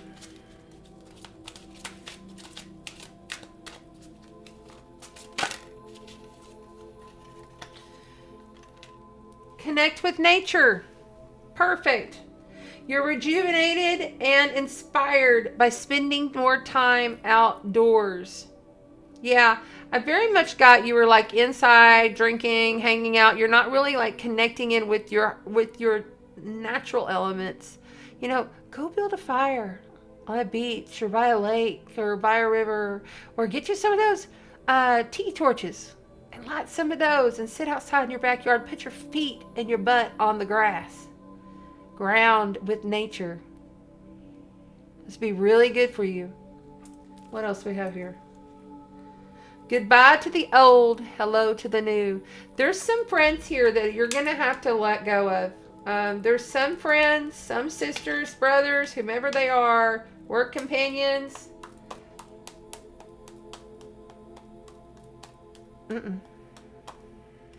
They got to go. You've finished one part of your life. And now a new and even better part is beginning. It's going to happen. Spring, your desires fully manifest as the flowers begin to bloom. That means you need to do this now. Not wait around. Not make excuses. Not, you know. You need to be out in nature, grounding, and dropping the drinking every night.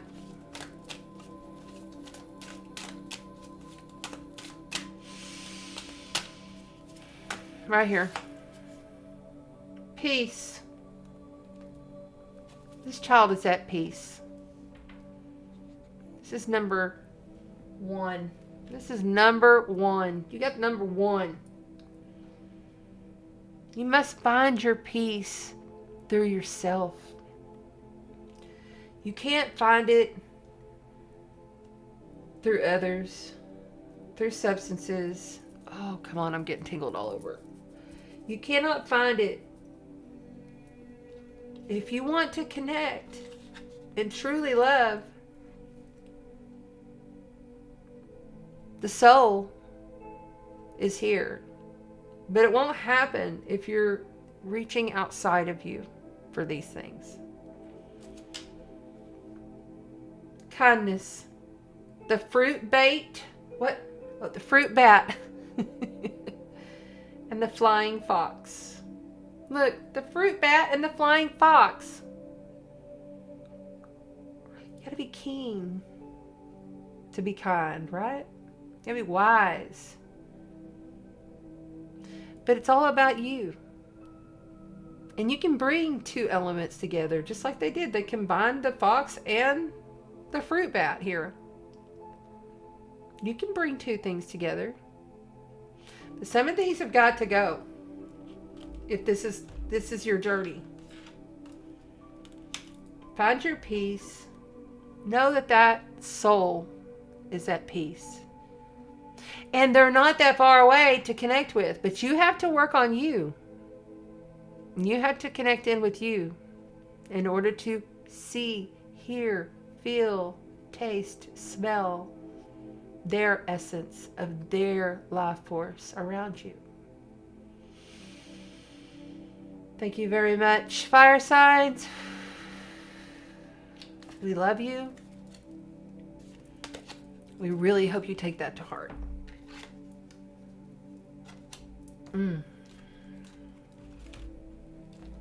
I love this, though.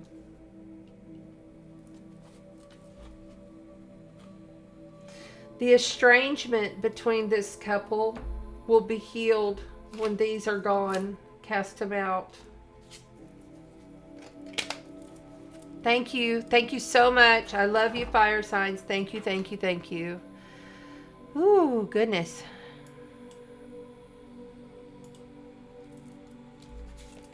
All right. And we're moving on. Moving on.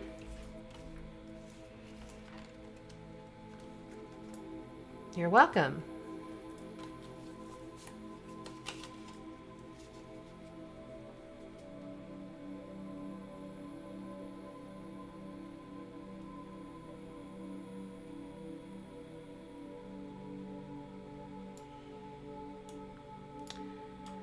Hard on the drinking. Constant challenge for me. Aries moon. It makes me tired and depressed. Need to purge. Have it once in a blue moon and a moderation. Yeah.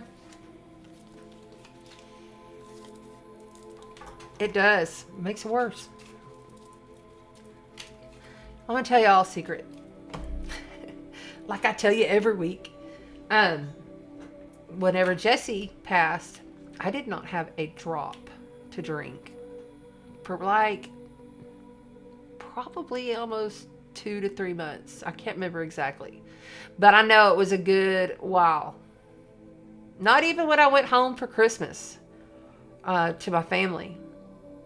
Because I know better.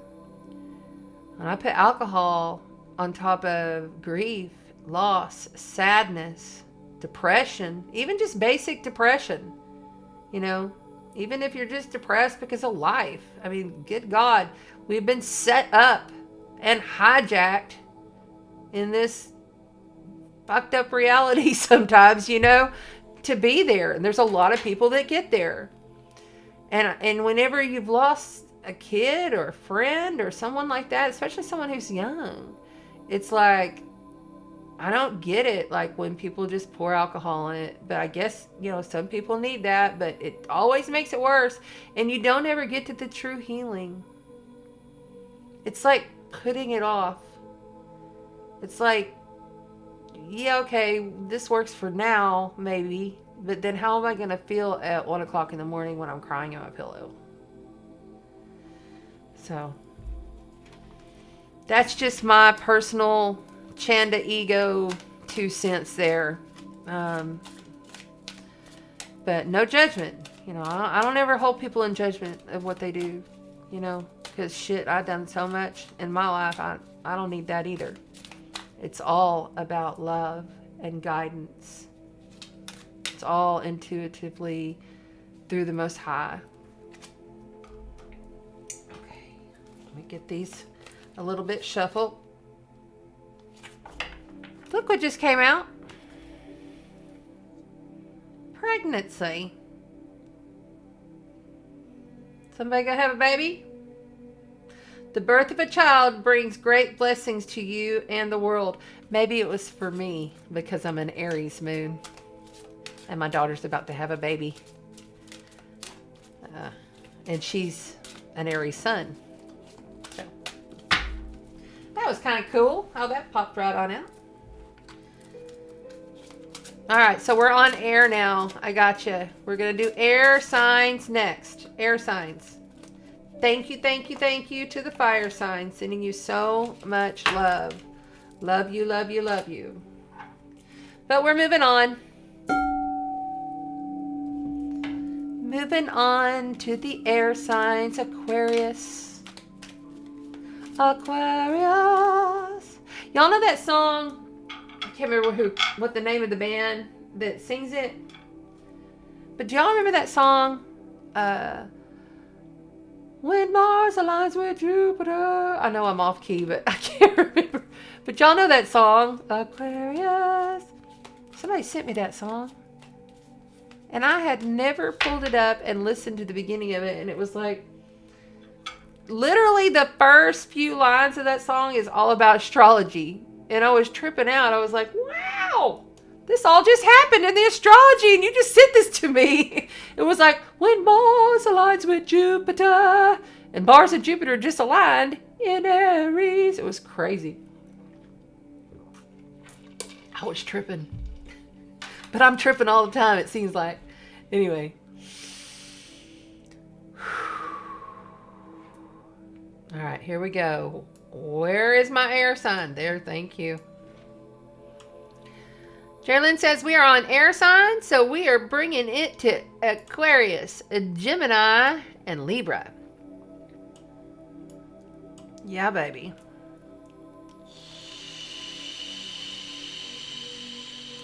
Thanks, Renee. Hey, Maria Moon. Thank you, sweetheart. Glad you're here.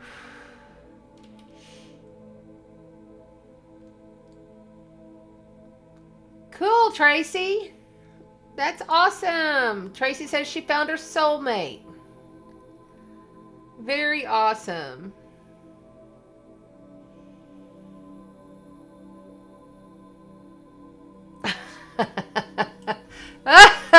Okay, I gotta hold on. Sorry, air signs. She said that she went on a cruise and they had to wear those big orange things, those orange suits, and they all look like Oompa Loompas. So, yeah, there you go.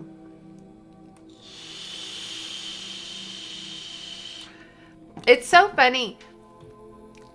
I used to go on cruises when I was younger with my grandfather.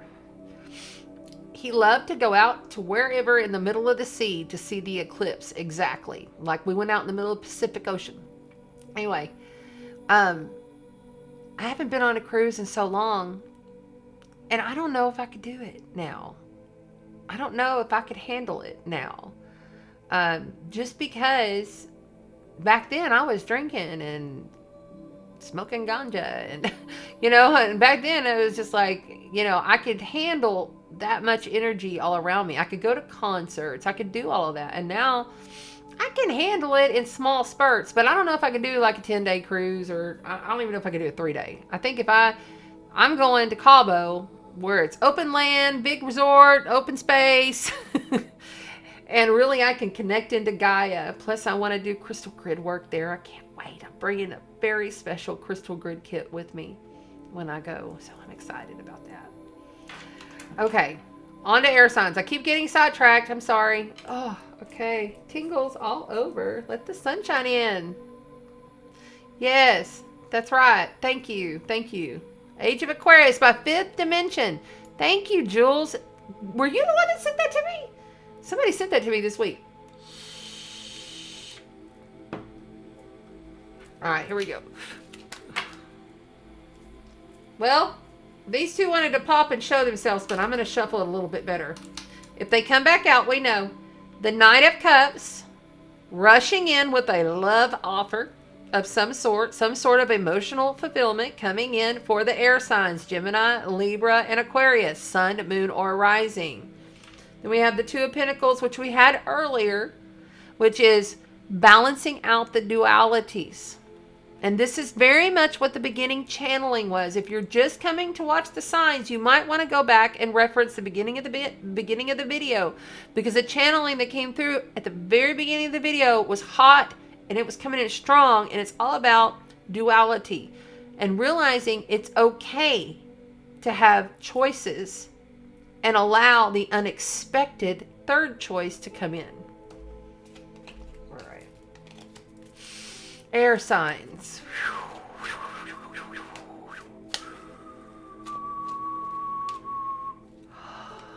Air signs.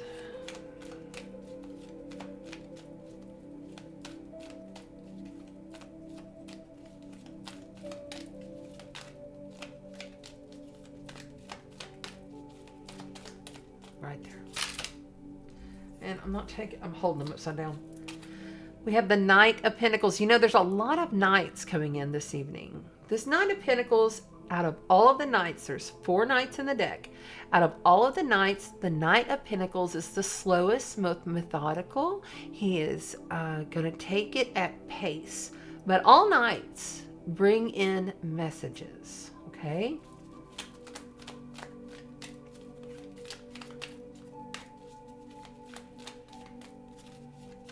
It's earth energy. Eight of Wands coming out again. You saw me shuffle all these more than once. The Eight of Wands is fast-moving communication. Things coming in fast. Could be arrows of love. Arrows of loving enlightenment for the air signs. Your challenge is to move quickly, because you have the Devil. Major life event, major arcana card, the Devil. Toxic situations, toxic people, things that are not good for you. You know, moving away from that. See, this Knight, he's moving away. He's moving in this direction. He's moving away.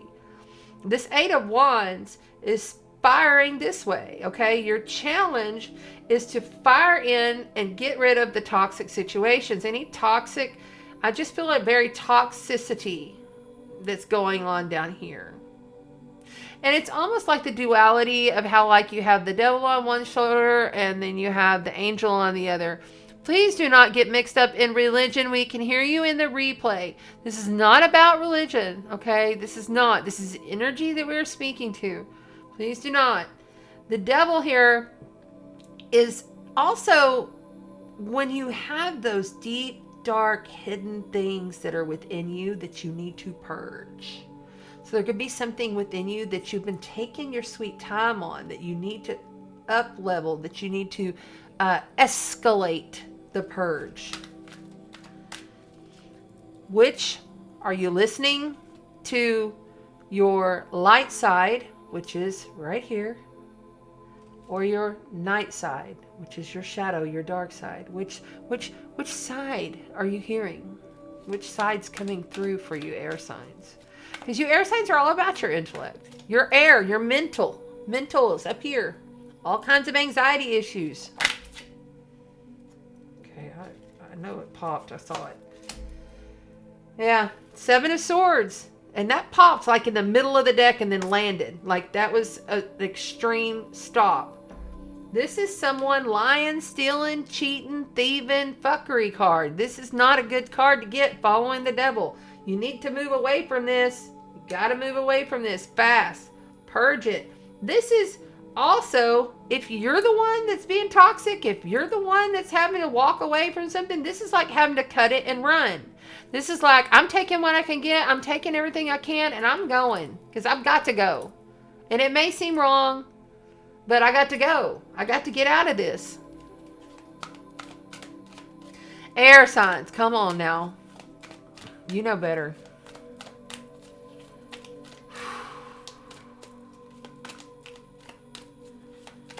Okay, so now I'm hearing Billie Jean is not my lover. Like the Michael Jackson, Billie Jean is not my lover. She's just a girl. I am the one. But the kid is not my son. Because it's over. You have the major life event, major arcana card, the world. Coming into fixed completion, okay? This is fixed completion. This is the very last of the major life event, major arcana cards in the tarot deck, okay? So this right here, it embodies and characterizes Scorpio, Aquarius, Taurus, and Leo, okay? So those are the 4 fixed signs. Fixed is we fix it in, you know, and these people are very much directed towards what they're doing and completing it. It's completed. The world is a graduation of sorts. It is cycle being closed, okay? And with this guy right here facing towards this is coming in from outside of you, okay? So whatever this lying, this lying, cheating, stealing stuff that's going on, this is one of the worst cards. Okay? You know, and you get it paired with this guy over here. Who are you listening to? This needs to end. That you have to move away from this. You have to purge this. Right there. Because it's a 2 of Cups. Look. Soulmate unions, twin flames, they are not always the ones. It's like you get this soul identity connection. It's like you recognize that person, you know who that person is. Oh my God, you love that person. You're addicted to that person. This is addiction and bondage right here. Being up underneath here, I get it. There are certain soulmates that I've had that I have loved to death. Literally. Like I loved them. But I knew they weren't good for me. I knew it. And they knew it.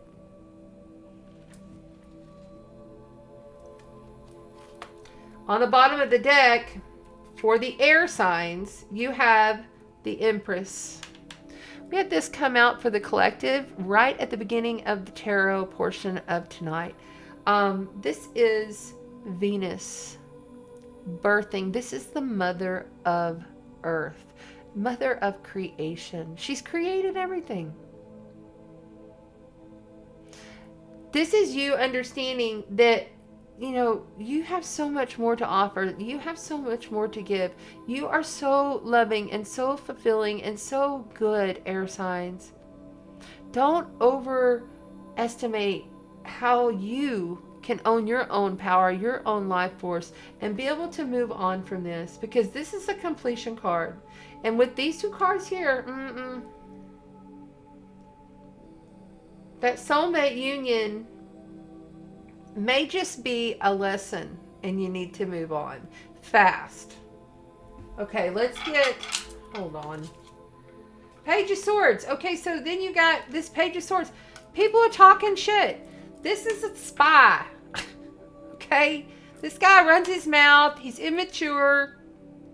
You know? This is people talking. Maybe people, you know, gossiping on the social medias.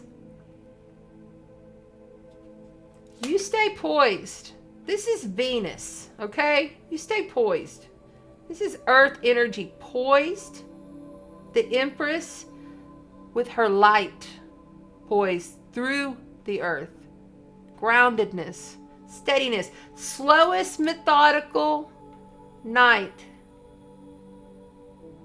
Needing to rush up, like needing to move on from this, needing to move away from this. Being challenged to go and move away from this, because this is toxic and it's fuckery and it's done. It ain't no soulmate. It might have been a soulmate, but it's not something you're supposed to be with forever. I'm just saying. Okay. I'm going to get the fairy cards for the air signs. Air signs. Air signs, fairy cards, air signs, air signs. Right there. Love life. The basis of your question involves your romantic life, which is now changing for the better. Yeah, it's changing for the better. Damn sure is, because you're going to let go of the toxicity and the purge and the bondage. You have to let it go. The cycle has ended. This is the World card. You're birthing something new. What's on the bottom? Yes, focus on your work. Focus on your business. Focus on things that you're doing to make yourself feel better, rather than playing this twin flame. I run, you chase, I come back, you run, they chase. Fuck that. There is no way to live like that. Just don't do it. Just stop. Trust and follow through on a new business idea or a career opportunity. Expand your abundance. Expand your wealth. Feel the pride for what you can do through your work. Purge it fast. The cycle is done. The cycle is done. I'm going to get you an animal oracle card for the air signs. Sacred, divine, light oracle right there. The tiger. Air signs, you got the will. You have the drive. You're smart. You're geniuses. You're creators. Pull on that inner tiger. Pull on the tiger. Look at her. I mean, really, look at that.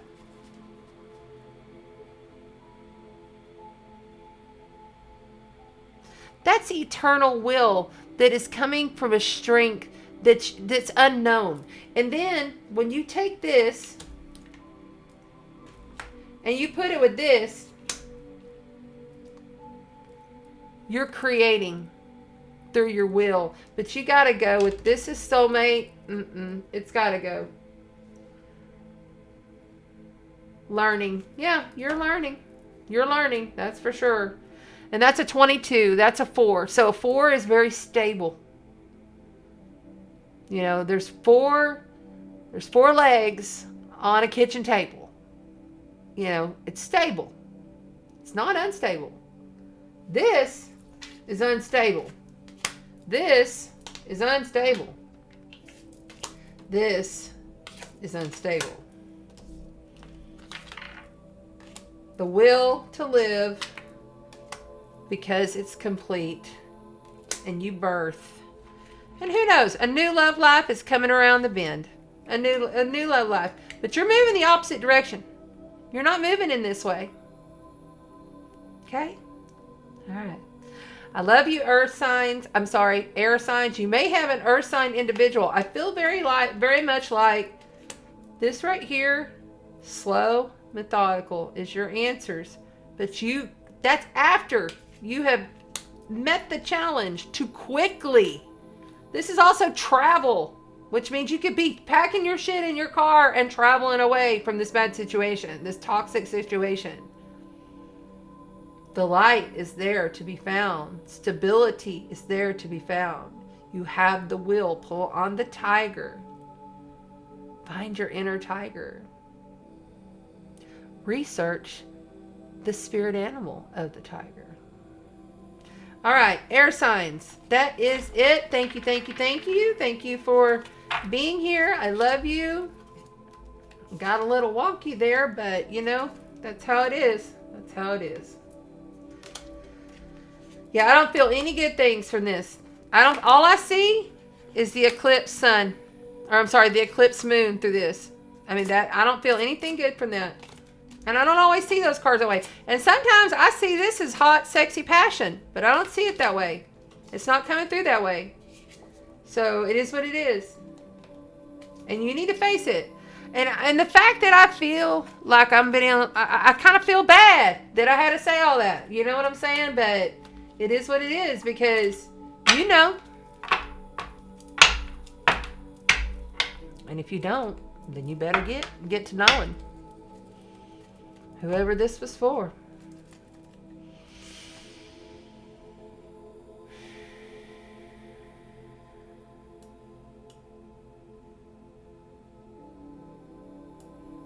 welcome.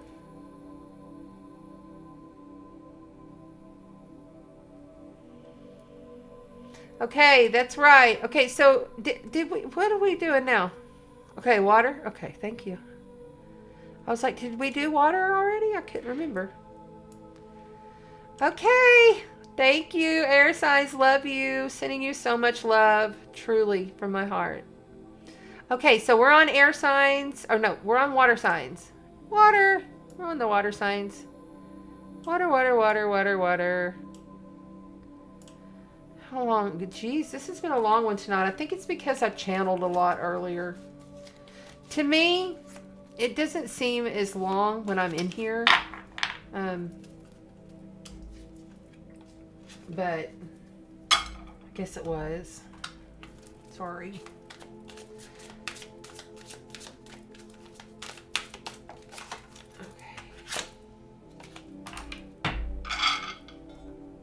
Okay, let's clear the space for the water signs.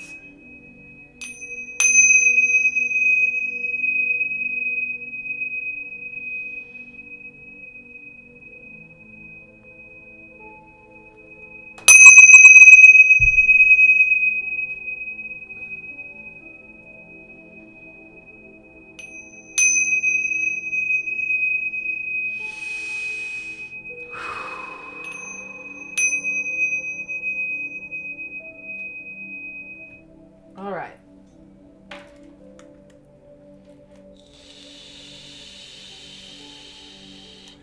Yeah, Renee, that's what it is. That's what that card is. I see more. We won't get into it because this is getting long. I've seen some. When that card comes around, I've gotten some confirmations. Not me personally, but people message me back later or whatever and be like, you would not believe. I'm like, yeah, I do. Because it came through. That card doesn't come out just for the hell of it. Out of 78 cards.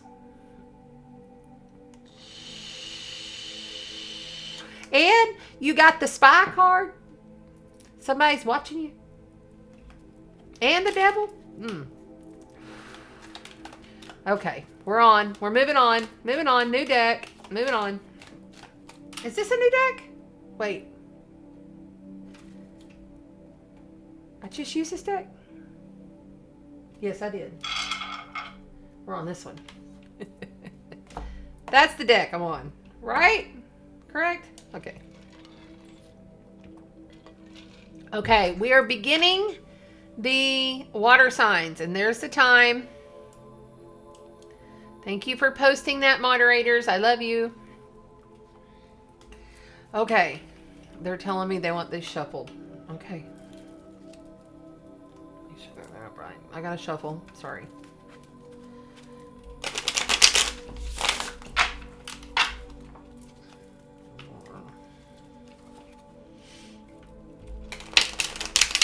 So we're on Scorpio, Pisces, and Cancer, the water signs, Sun, Moon, and Rising.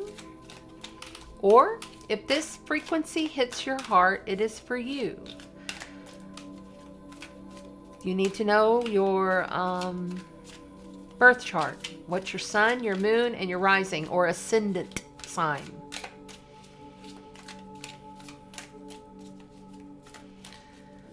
There's so much vastness. There's a lot of vastness I'm feeling. Like something is very vast. A lot of space. There's some space. Like lots of space. Like maybe needing a lot of space.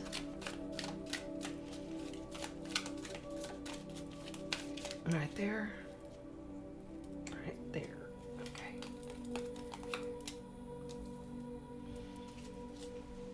This card came out for me at the beginning of the read. I do a collective read before I go live. And this card also came out, I think it was yesterday. This card has been popping up a lot here recently. Let's just put it like that. This card is very much about being at the beginning phase of something and needing to protect oneself, protect one's heart, It is an air energy, so it is your thought processes. It is also feeling as though you have to make a choice, but not wanting to, not seeing what is right before you, knowing that you're going to have to make the choice at some point. Right there. Yeah.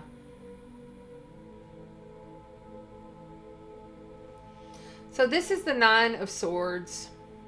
You know, this is it 9? Yeah.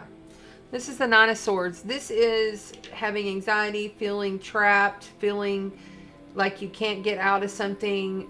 This is very much knowing that, you know, this is all created through the anxiety. Water signs. Getting a tingling right here on my third eye, which tells me there's a knowing, and this is real poignant. It's a poignant. Oh, and that just went flying. King of Pentacles. Okay, so we've got this King of Pentacles, strong, grounded, very much Capricorn, Taurus energy. Okay, this is Virgo. You need to understand that the person that's going to be with you through this is steady, strong. They're not going to rush into anything. There's no reason to rush. I think you're putting this pressure on yourself more so than you need to. Water signs. We're on water signs. Right there. Queen of Pentacles. Okay, so now we have yet another partnership. Very unique that tonight we've had 2 sets of kings and queens come out in the reads. This water sign read is getting the earth sign. Okay, you see a theme forming here. A lot about soulmate unions, a lot about partnerships, a lot about going on with the duality, you know, yin yang.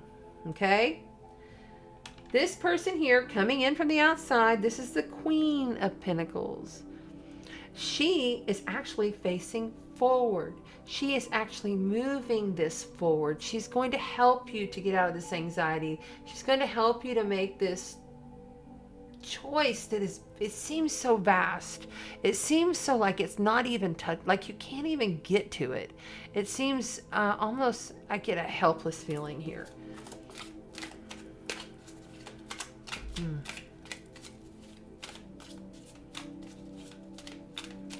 Cuckoo Cuckoo. What the hell does that mean? Cuckoo Cuckoo. Whatever that is. Ace of Pentacles, because you have a brand new start. So there's something here that's like, this is a seed of growth, of tangible money, abundance, wealth, prosperity, things that you create. This is just the seed. It's just the beginning. There's 4 aces in the deck, and you got the earth sign for water signs. Okay, so we're in earth. I'm sorry, we're in water, but this is earth energy. Water and earth signs, by the way, in partnership do very well. They complement each other very well. Just like the fire and the air signs, they complement each other very well. Okay? So I feel like your challenge is to break free. Break free from this anxiety. Break free from the bondage. Trust. Move forward. Allow whomever this is that's coming in. It could be the soulmate union of your life. It really could. Because there's a brand new start here. And there's love and innocence. You know, it's fresh, new growth. But you're not making the choice. You're staying in your vast blindness. You're like, I don't want to see this. I don't want to see it. I don't think you're having much choice because you got water signs. You got the Chariot. Okay, so this is major life event, major arcana card, the Chariot. This is good. This is literally like moving on. This could be going on vast, long distance travels and enjoying yourself. This also is just victory. It's victory in the dualities. It's victory in the choice that needed to be made, that you're pressuring. You're being pressured. You got to be pressuring yourself, pressuring to be making this choice. You're going to have to make the choice. You don't have a choice but to make it. Whomever this energy that's coming in, that's an earth sign, they're coming in. They're going to come in. They're going to help ground this stuff up. They're going to say, hey, we're planting this seed. We're going to move forward with this water sign. Stop being in your vast delusions. All the vast space that wondering if it's the right thing. Because there's a victory card here. And even though this victory may be like a little wobbly, like it may not be perfect, it's still a victory. What's on the bottom? Oh, shit. Well, water signs, you got some fuckery going on too, obviously. You got a victory card here, but you got the Seven of Swords. You have the Seven of Swords, which, yes, is the lying, stealing, cheating, fuckery card. There's some kind of fuckery going on with this. No wonder you're, like, wondering. But there's a seed. He might be trying to steal your seed. Somebody might be trying to steal your seed. Because, see, he's moving straight towards your seed. I feel like this is a warning. Unlike the last one where I felt like it was actually a physical person causing issues. This, I feel, is a warning. Because over all of this, he is after that. He wants the new beginning with this relationship. There's a victory to be had here. The challenge is to break out of the bondage, break out of the anxiety. There is a super theme of this going on tonight. Look at there. There is the freaking Seven of Cups. 1, 2, 3, 4, 5, 6, 7 of Cups. Seven of Cups is all about so many choices. Lots of emotional, like you have so many different choices that you could go with. Don't allow the fuckery to mess with your seed that you're planting. Because this is a royal union. This is like royalty, okay? This is like the long-term bonded, stay together type energy. But this here, and whatever this choice is that needs to be made, you have a victory. You do.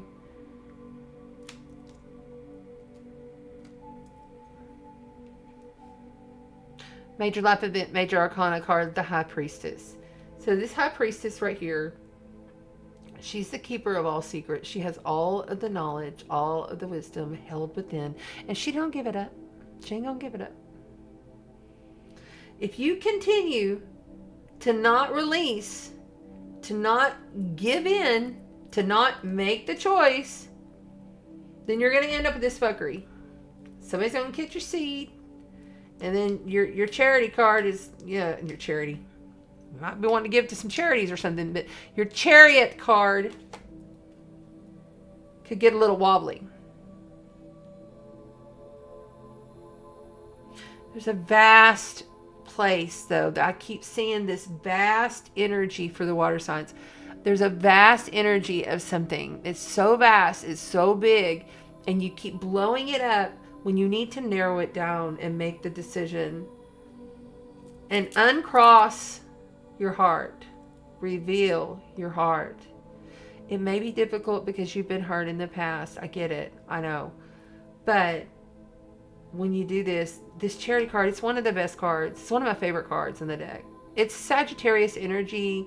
It's victory and travels and joy and fun. And lots of choices sometimes, yeah. But that's part of the fun of it and living in the now, right? Let's go ahead and pull you an Animal Oracles card. What does the animals say? The Divine Sacred Animals Oracle for the water signs.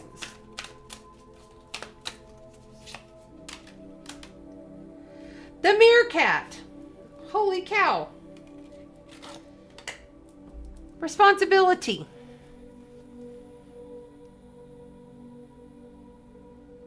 Yeah, it feels like that you've had a lot. And you know what? I will say the Queen and the King of Pentacles are the two most responsible archetypal energies in the tarot.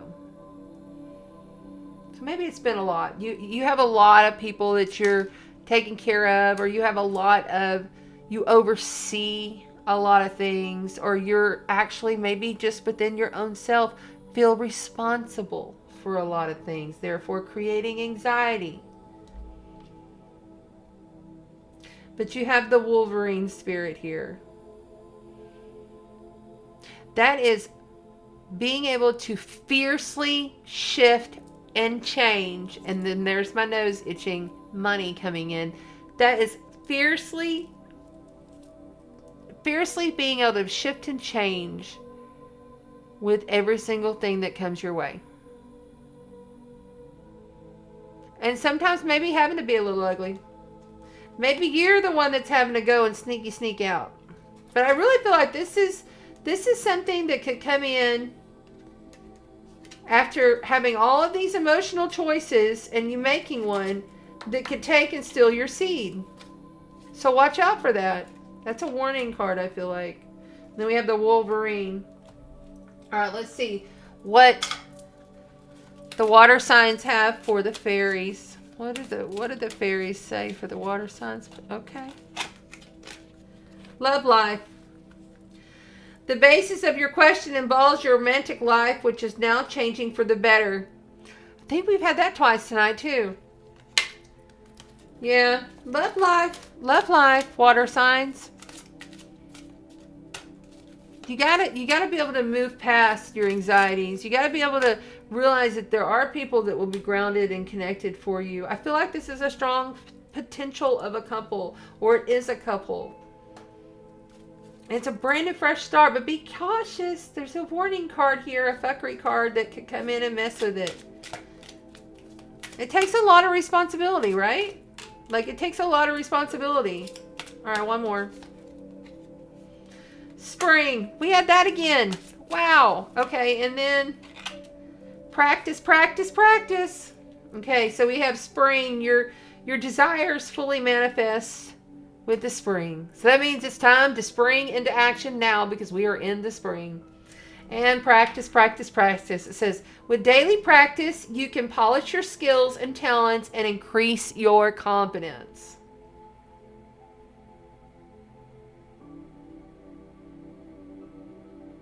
I think just really reaching out side of yourself and trusting within yourself that you're making the right choices would be the very best steps that you could make. You have to trust that you are fierce enough to handle it, because you are, water signs. You're awesome. All right. Thank you so much to all of you beautiful water signs. I love you so much. I'm sending you so much love. I'm so glad that you were here tonight, and I love you. Stay fierce. I'll do it too. We'll stay fierce, okay? All right. I love you, water signs. Thank you. All right. That wraps up the tarot. And we will have questions. If anybody has questions, I will take a few. So let's see here. If anybody's still here, looks like it's run long tonight. It just did. So if you're just tuning in, make sure you go back to the beginning as well and check out the channeled astrology at the beginning. Yeah, put your questions in all capital letters if you don't mind. It helps me to see them. Okay. You're welcome. I see you there. Thank you. Let me make sure I put these back right. Yep, okay.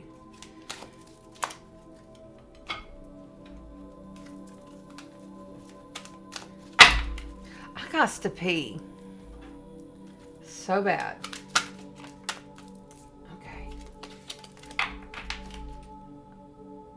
Okay, they're telling me to use these if needed. Okay. Ah! I think it's my sissy. I think she's in here because I keep smelling pink. Okay. All right, here we go. All right. Let's see here. In fact, we're going to blow it up and then I'll just show you the cards. Oh, whew, I'm getting hot. Okay. Let's see.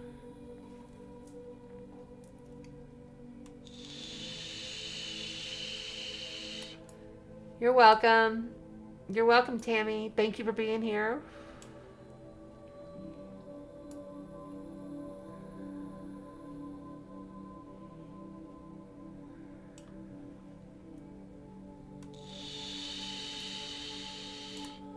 That's right, you did. Jerry Lynn pulled that Two of Swords today. I remember. I remember. Good. I'm glad it makes sense.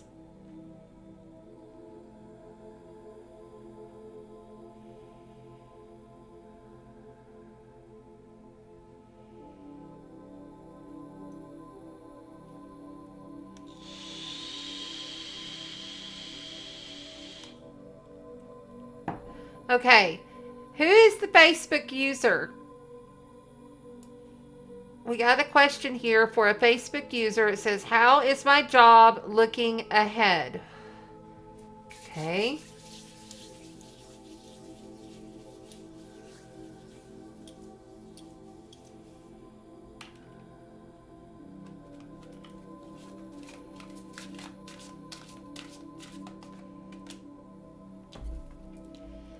Connect with nature is your first card.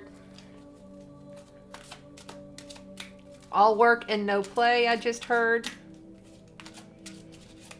You'll find joy within your workspace if you connect in with nature.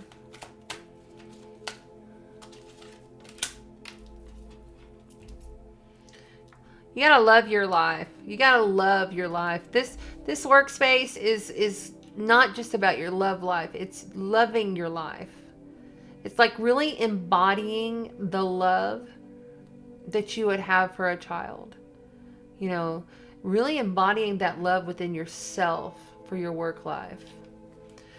And you get that through child play, through going out in nature, taking a little walk, take a walk through nature, grounding in nature, practicing in nature. I see you practicing something in nature, like practicing a sport or practicing something that's active. Or maybe you're just out, you know, hanging out with the butterflies. Maybe you're growing a bee farm or something. I'm feeling like you're doing something in nature. There's a lot of emotional healing. It says, as your heart heals of old emotional pain, you receive new blessings and love. This is very much all about you first. How you set the precedence with your energy signature will determine how your workflow goes, okay? Because when we're focused in on just our work, then everything else is just like, by the wayside, right? And it doesn't seem to flow as easily. So it's about balance again, balancing the dualities. This has been a big theme for this week in the astrology. It's a big theme in all of the readings. It's balancing everything, having everything that you personally love flow into what you're creating in your work. I hope that helps you. Thank you for your question. I'll leave it there for a minute if you want to take a screenshot. Let's see if there's anything on the bottom. Last card says, oh shit, you can't see the cards. I'm sorry. I do that a lot, don't I? Dang it. I'm sorry. Hold on. There you go. You have connect with nature, your love life, but I feel this is more like your love of life. You have to connect in with nature and have more a love of life is what I'm receiving. And this emotional healing here, as you heal your heart. And you heal your heart through doing something you love within nature. Therefore, your workflow goes well. But on the bottom here, you have this walk away. So you got to leave it if it's unhealthy. You got to leave it at the door. It's just like that devil card. I'm seeing the devil card. Purging the toxicities. You got to purge the bondage. If it's making you feel like you're like trapped or something like that, this reading is telling you and directing you to really connect into the love of which you are. And if you got to walk away, then you got to walk away. All right. Thank you. I hope that helps you. Thank you for your question. Okay. Now, let's really shuffle these up.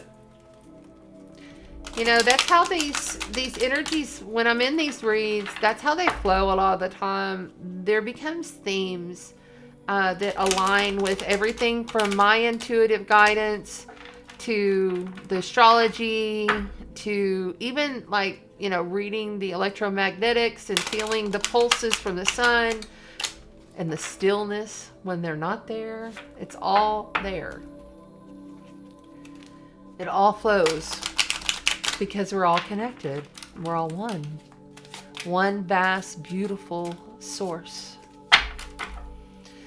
Okay.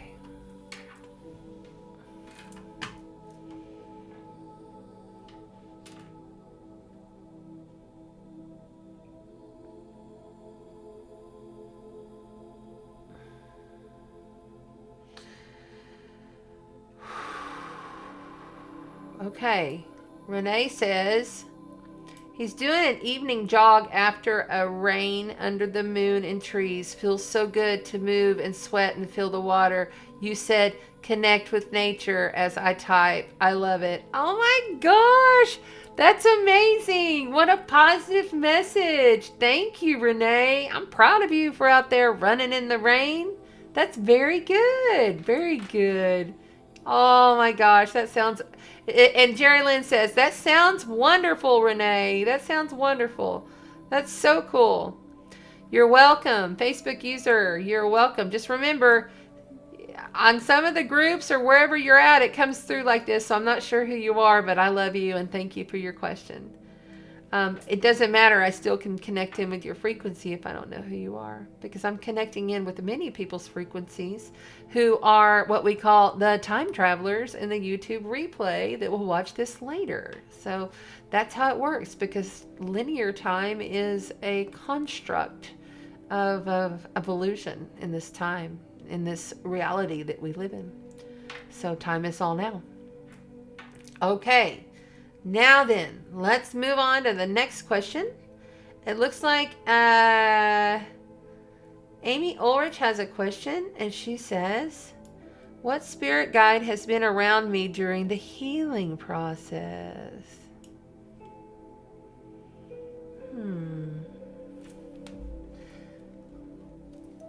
They want the animal cards on this one. For Amy Ulrich, spirit guide. This has taken a lot of in-depth, strong fight, will, power that's coming in from your night side. Yeah, I'm getting it all on this side, which means that's your shadow side. But a lot of the time we have to often pull up the warrior of battle from that side to get through things. It's always important, if you're using that warrior night side, when you move through that healing process, to go ahead and close that side up and say thank you and goodbye. You know, I sometimes have to pull on the night side. We all do. We all have to pull on that night side, the shadow side. All have to at times. And when you're going through a healing process, you're pulling in on your light as well. You have spirit guides coming in on both sides. But your personal night side warriors are going to come through to give you the strength and the will to fight. You see. If you're run over by a car, I'm not saying you are, Amy, but in general, if somebody got run over by a car and was laying there on the ground fighting for their life, they're pulling in on that strength of the night side. While the light side being has come through and manifested in a beautiful nurse that showed up on the scene holding your hand. You see what I'm saying? That's how it works.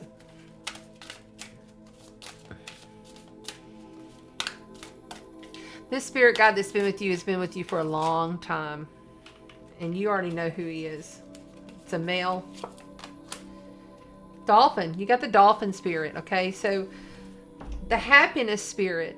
This is something that brings you joy, uplifts you. This spirit, and I'm not saying it has to be the dolphin. I'm saying that there is an energy of playfulness, of lightheartedness. There's an energy here that and this is coming from the light side. There's more than one, for sure.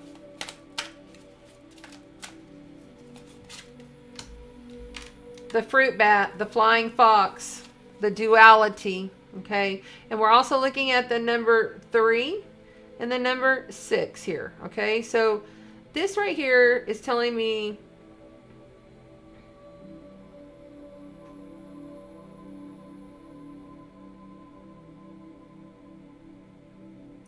you're pulling in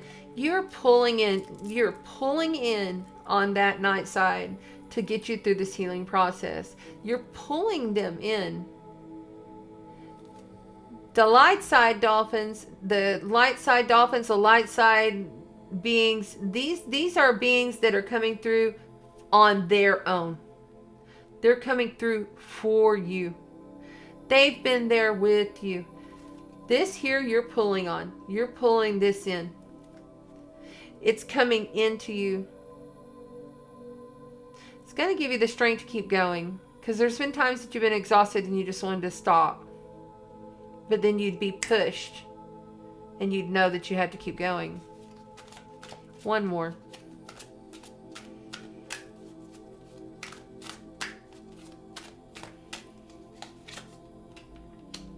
The armadillo. Groundedness. I see you here as like some ancient, like, so they have the Egyptian pyramids. See this? I see like you here as some ancient spirit guide, ancestral ancient spirit guide.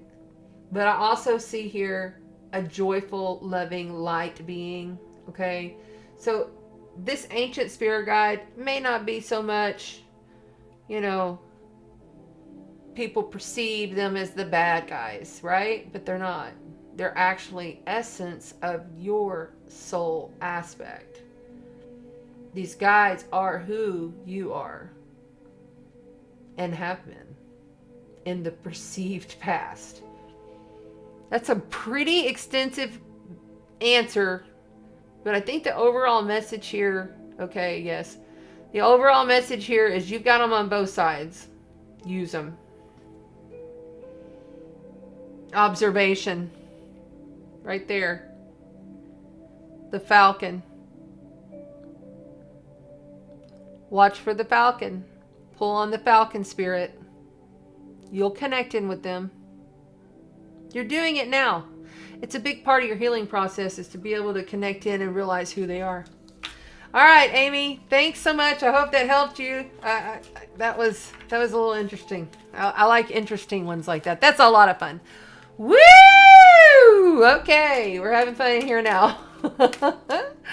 Okay, there we go. There you go. Amy says she's been drawing on that shadow warrior to be able to walk through the injury. Good. Very good. Okay, makes sense.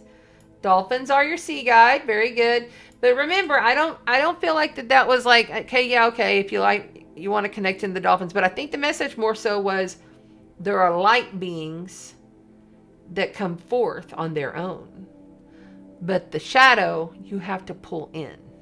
Okay? Thank you, Renee. I appreciate you. My goodness, you're so wonderful. It is a beautiful evening. Thank you so much. Okay, I have one more question. One more question and I'm out of here. I'm going to take Tammy as the last question. If I did not get to your question, please come back next Tuesday and we will do it again. Okay? All right, Tammy, I'm having difficult time meditating. What can I do to focus better? Thank you. Okay, I can do this one without the cards. That's brilliant.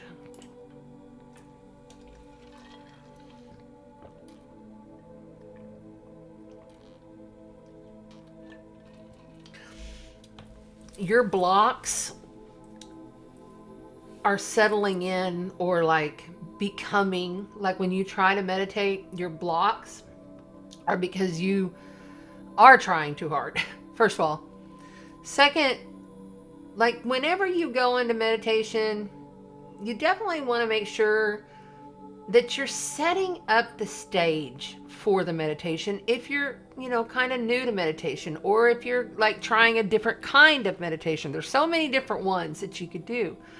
And if you're being blocked mentally on the meditation, like if it's like, I just can't get there, I'm having difficulty doing it, then maybe that's not the right kind of meditation for you. Maybe, you need a walking meditation.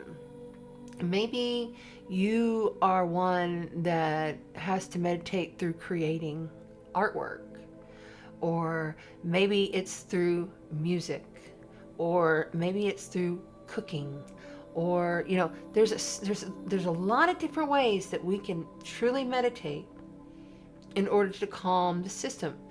But the first thing you must do is you must set up the stage for the meditation, which means, is your body clean?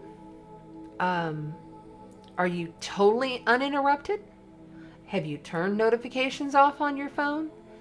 Are you making certain that you will not, like, are your animals outside in a way to where, or you can use, if you're going to have a cat, cats are good, or sometimes dogs, but you need to make sure, that they're going to be able to meditate with you. You know what I'm saying? So there's a lot of different sequences going on here, a lot of different events of things that you have to do prior. Make sure that you're really giving yourself a good cleanse physically. Like physically clean your body before you meditate. I like to meditate in the bath. I use salt, which is 2 cups of Epsom salt and 1 cup of baking soda. On my Facebook page, Tammy, there is, if you search, like you do the glass icon and you search smudge salt bath, there's a whole video, and on the video I wrote out the entire recipe to the salt bath and how I do it, which is a detox of the mind, body, soul. You're clearing all the bodies, mental body, emotional body, physical body, spiritual body. So really be sure that you are choosing the right kind of meditation for you. Some people can't. I will tell you right now, I can only do it like if there's a guided meditation in my ear, I can do it for a little while. But I can't do these 30-minute, 40-minute long. I have a hard time. I have to do the shorter ones, like 20-minute, 15, 20-minute. Because my mind is Mercury retrograde. I was born this way. I'm dyslexic. My brain doesn't work like a lot of people's. So I have to be able to move it along. And then sometimes my best meditation truly is turning up music and singing. Because when you're singing, you're toning. You're toning everything out in the most beautiful, miraculous way. You're truly learning that the song of your voice, the sound of your voice is the song of your soul.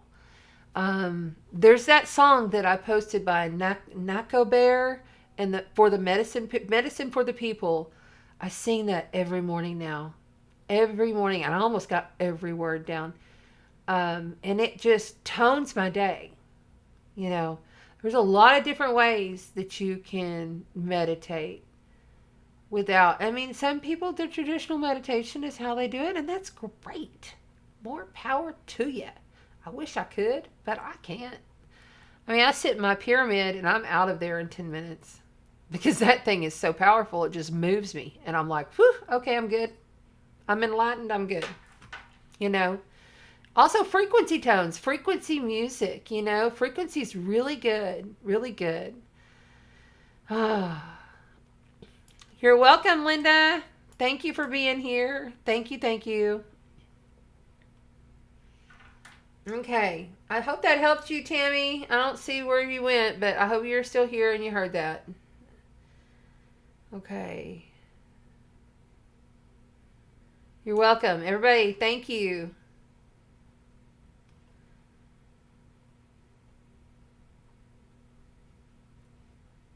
That's a good one too, Amanda. A float tank. Yes, if you can float, like I float in my pool. I have a saltwater heated pool, and I just float in that. And you just be real still and you just allow the water. Especially if you have water elements in your chart. Like if you have strong water elements in your chart, being in water really helps. Think about too, that's another thing about meditation. Think about, what is your sun sign element? What is your what is your moon signs element? You know, think about those things. What is the core of the essence of your being, which is your sun? That's your heart. Okay, that's the sun, is considered the heart. And then what is your moon, which is considered how you process all of those emotions, every emotion. So by knowing the element, it will help you to direct. Okay. It will help you to direct the processes of how you're going to meditate. That's what I'm being told now. Okay. Very good. Very good. All right, that looks like it's about it. Was that 3 questions? I think it was. Amazing night. Yes, yes, yes. So wonderful always. Thank you to the moderators. Thank you to the groups. Thank you to everybody on YouTube, Facebook. I love you all so very much. You're very welcome, Tammy. Thank you, thank you, thank you. Oh my gosh, that song is so amazing, Erin. You're right, you're right, you're right. Okay, very cool. I will be here next Tuesday I don't know. If I'm not here next Tuesday, I'll let you know. But I should be here next Tuesday. But I don't know. My grandchild is set to be born any day now, and she's 5 hours away from me. So we'll see. We'll see how everything goes. I'll keep you abreast of the situation. Either way, even if I'm like cruising back on Tuesday or something like that, then I'll jump on Thursday, and we'll handle the giveaway. So don't worry, it'll happen. Okay, I love you all so much. You're welcome, Amanda. Thank you. Yes, that's the song, Medicine for the People. It's so good. All right, guys, I love you so much. Remember, this week, 1 + 1 = 3. There went another light. I've got lights flickering on me, so I'm going to get on out of here. I love you so much. I've got to close up the studio and close the circle. Walk in the light and spread the sparkle. I love you.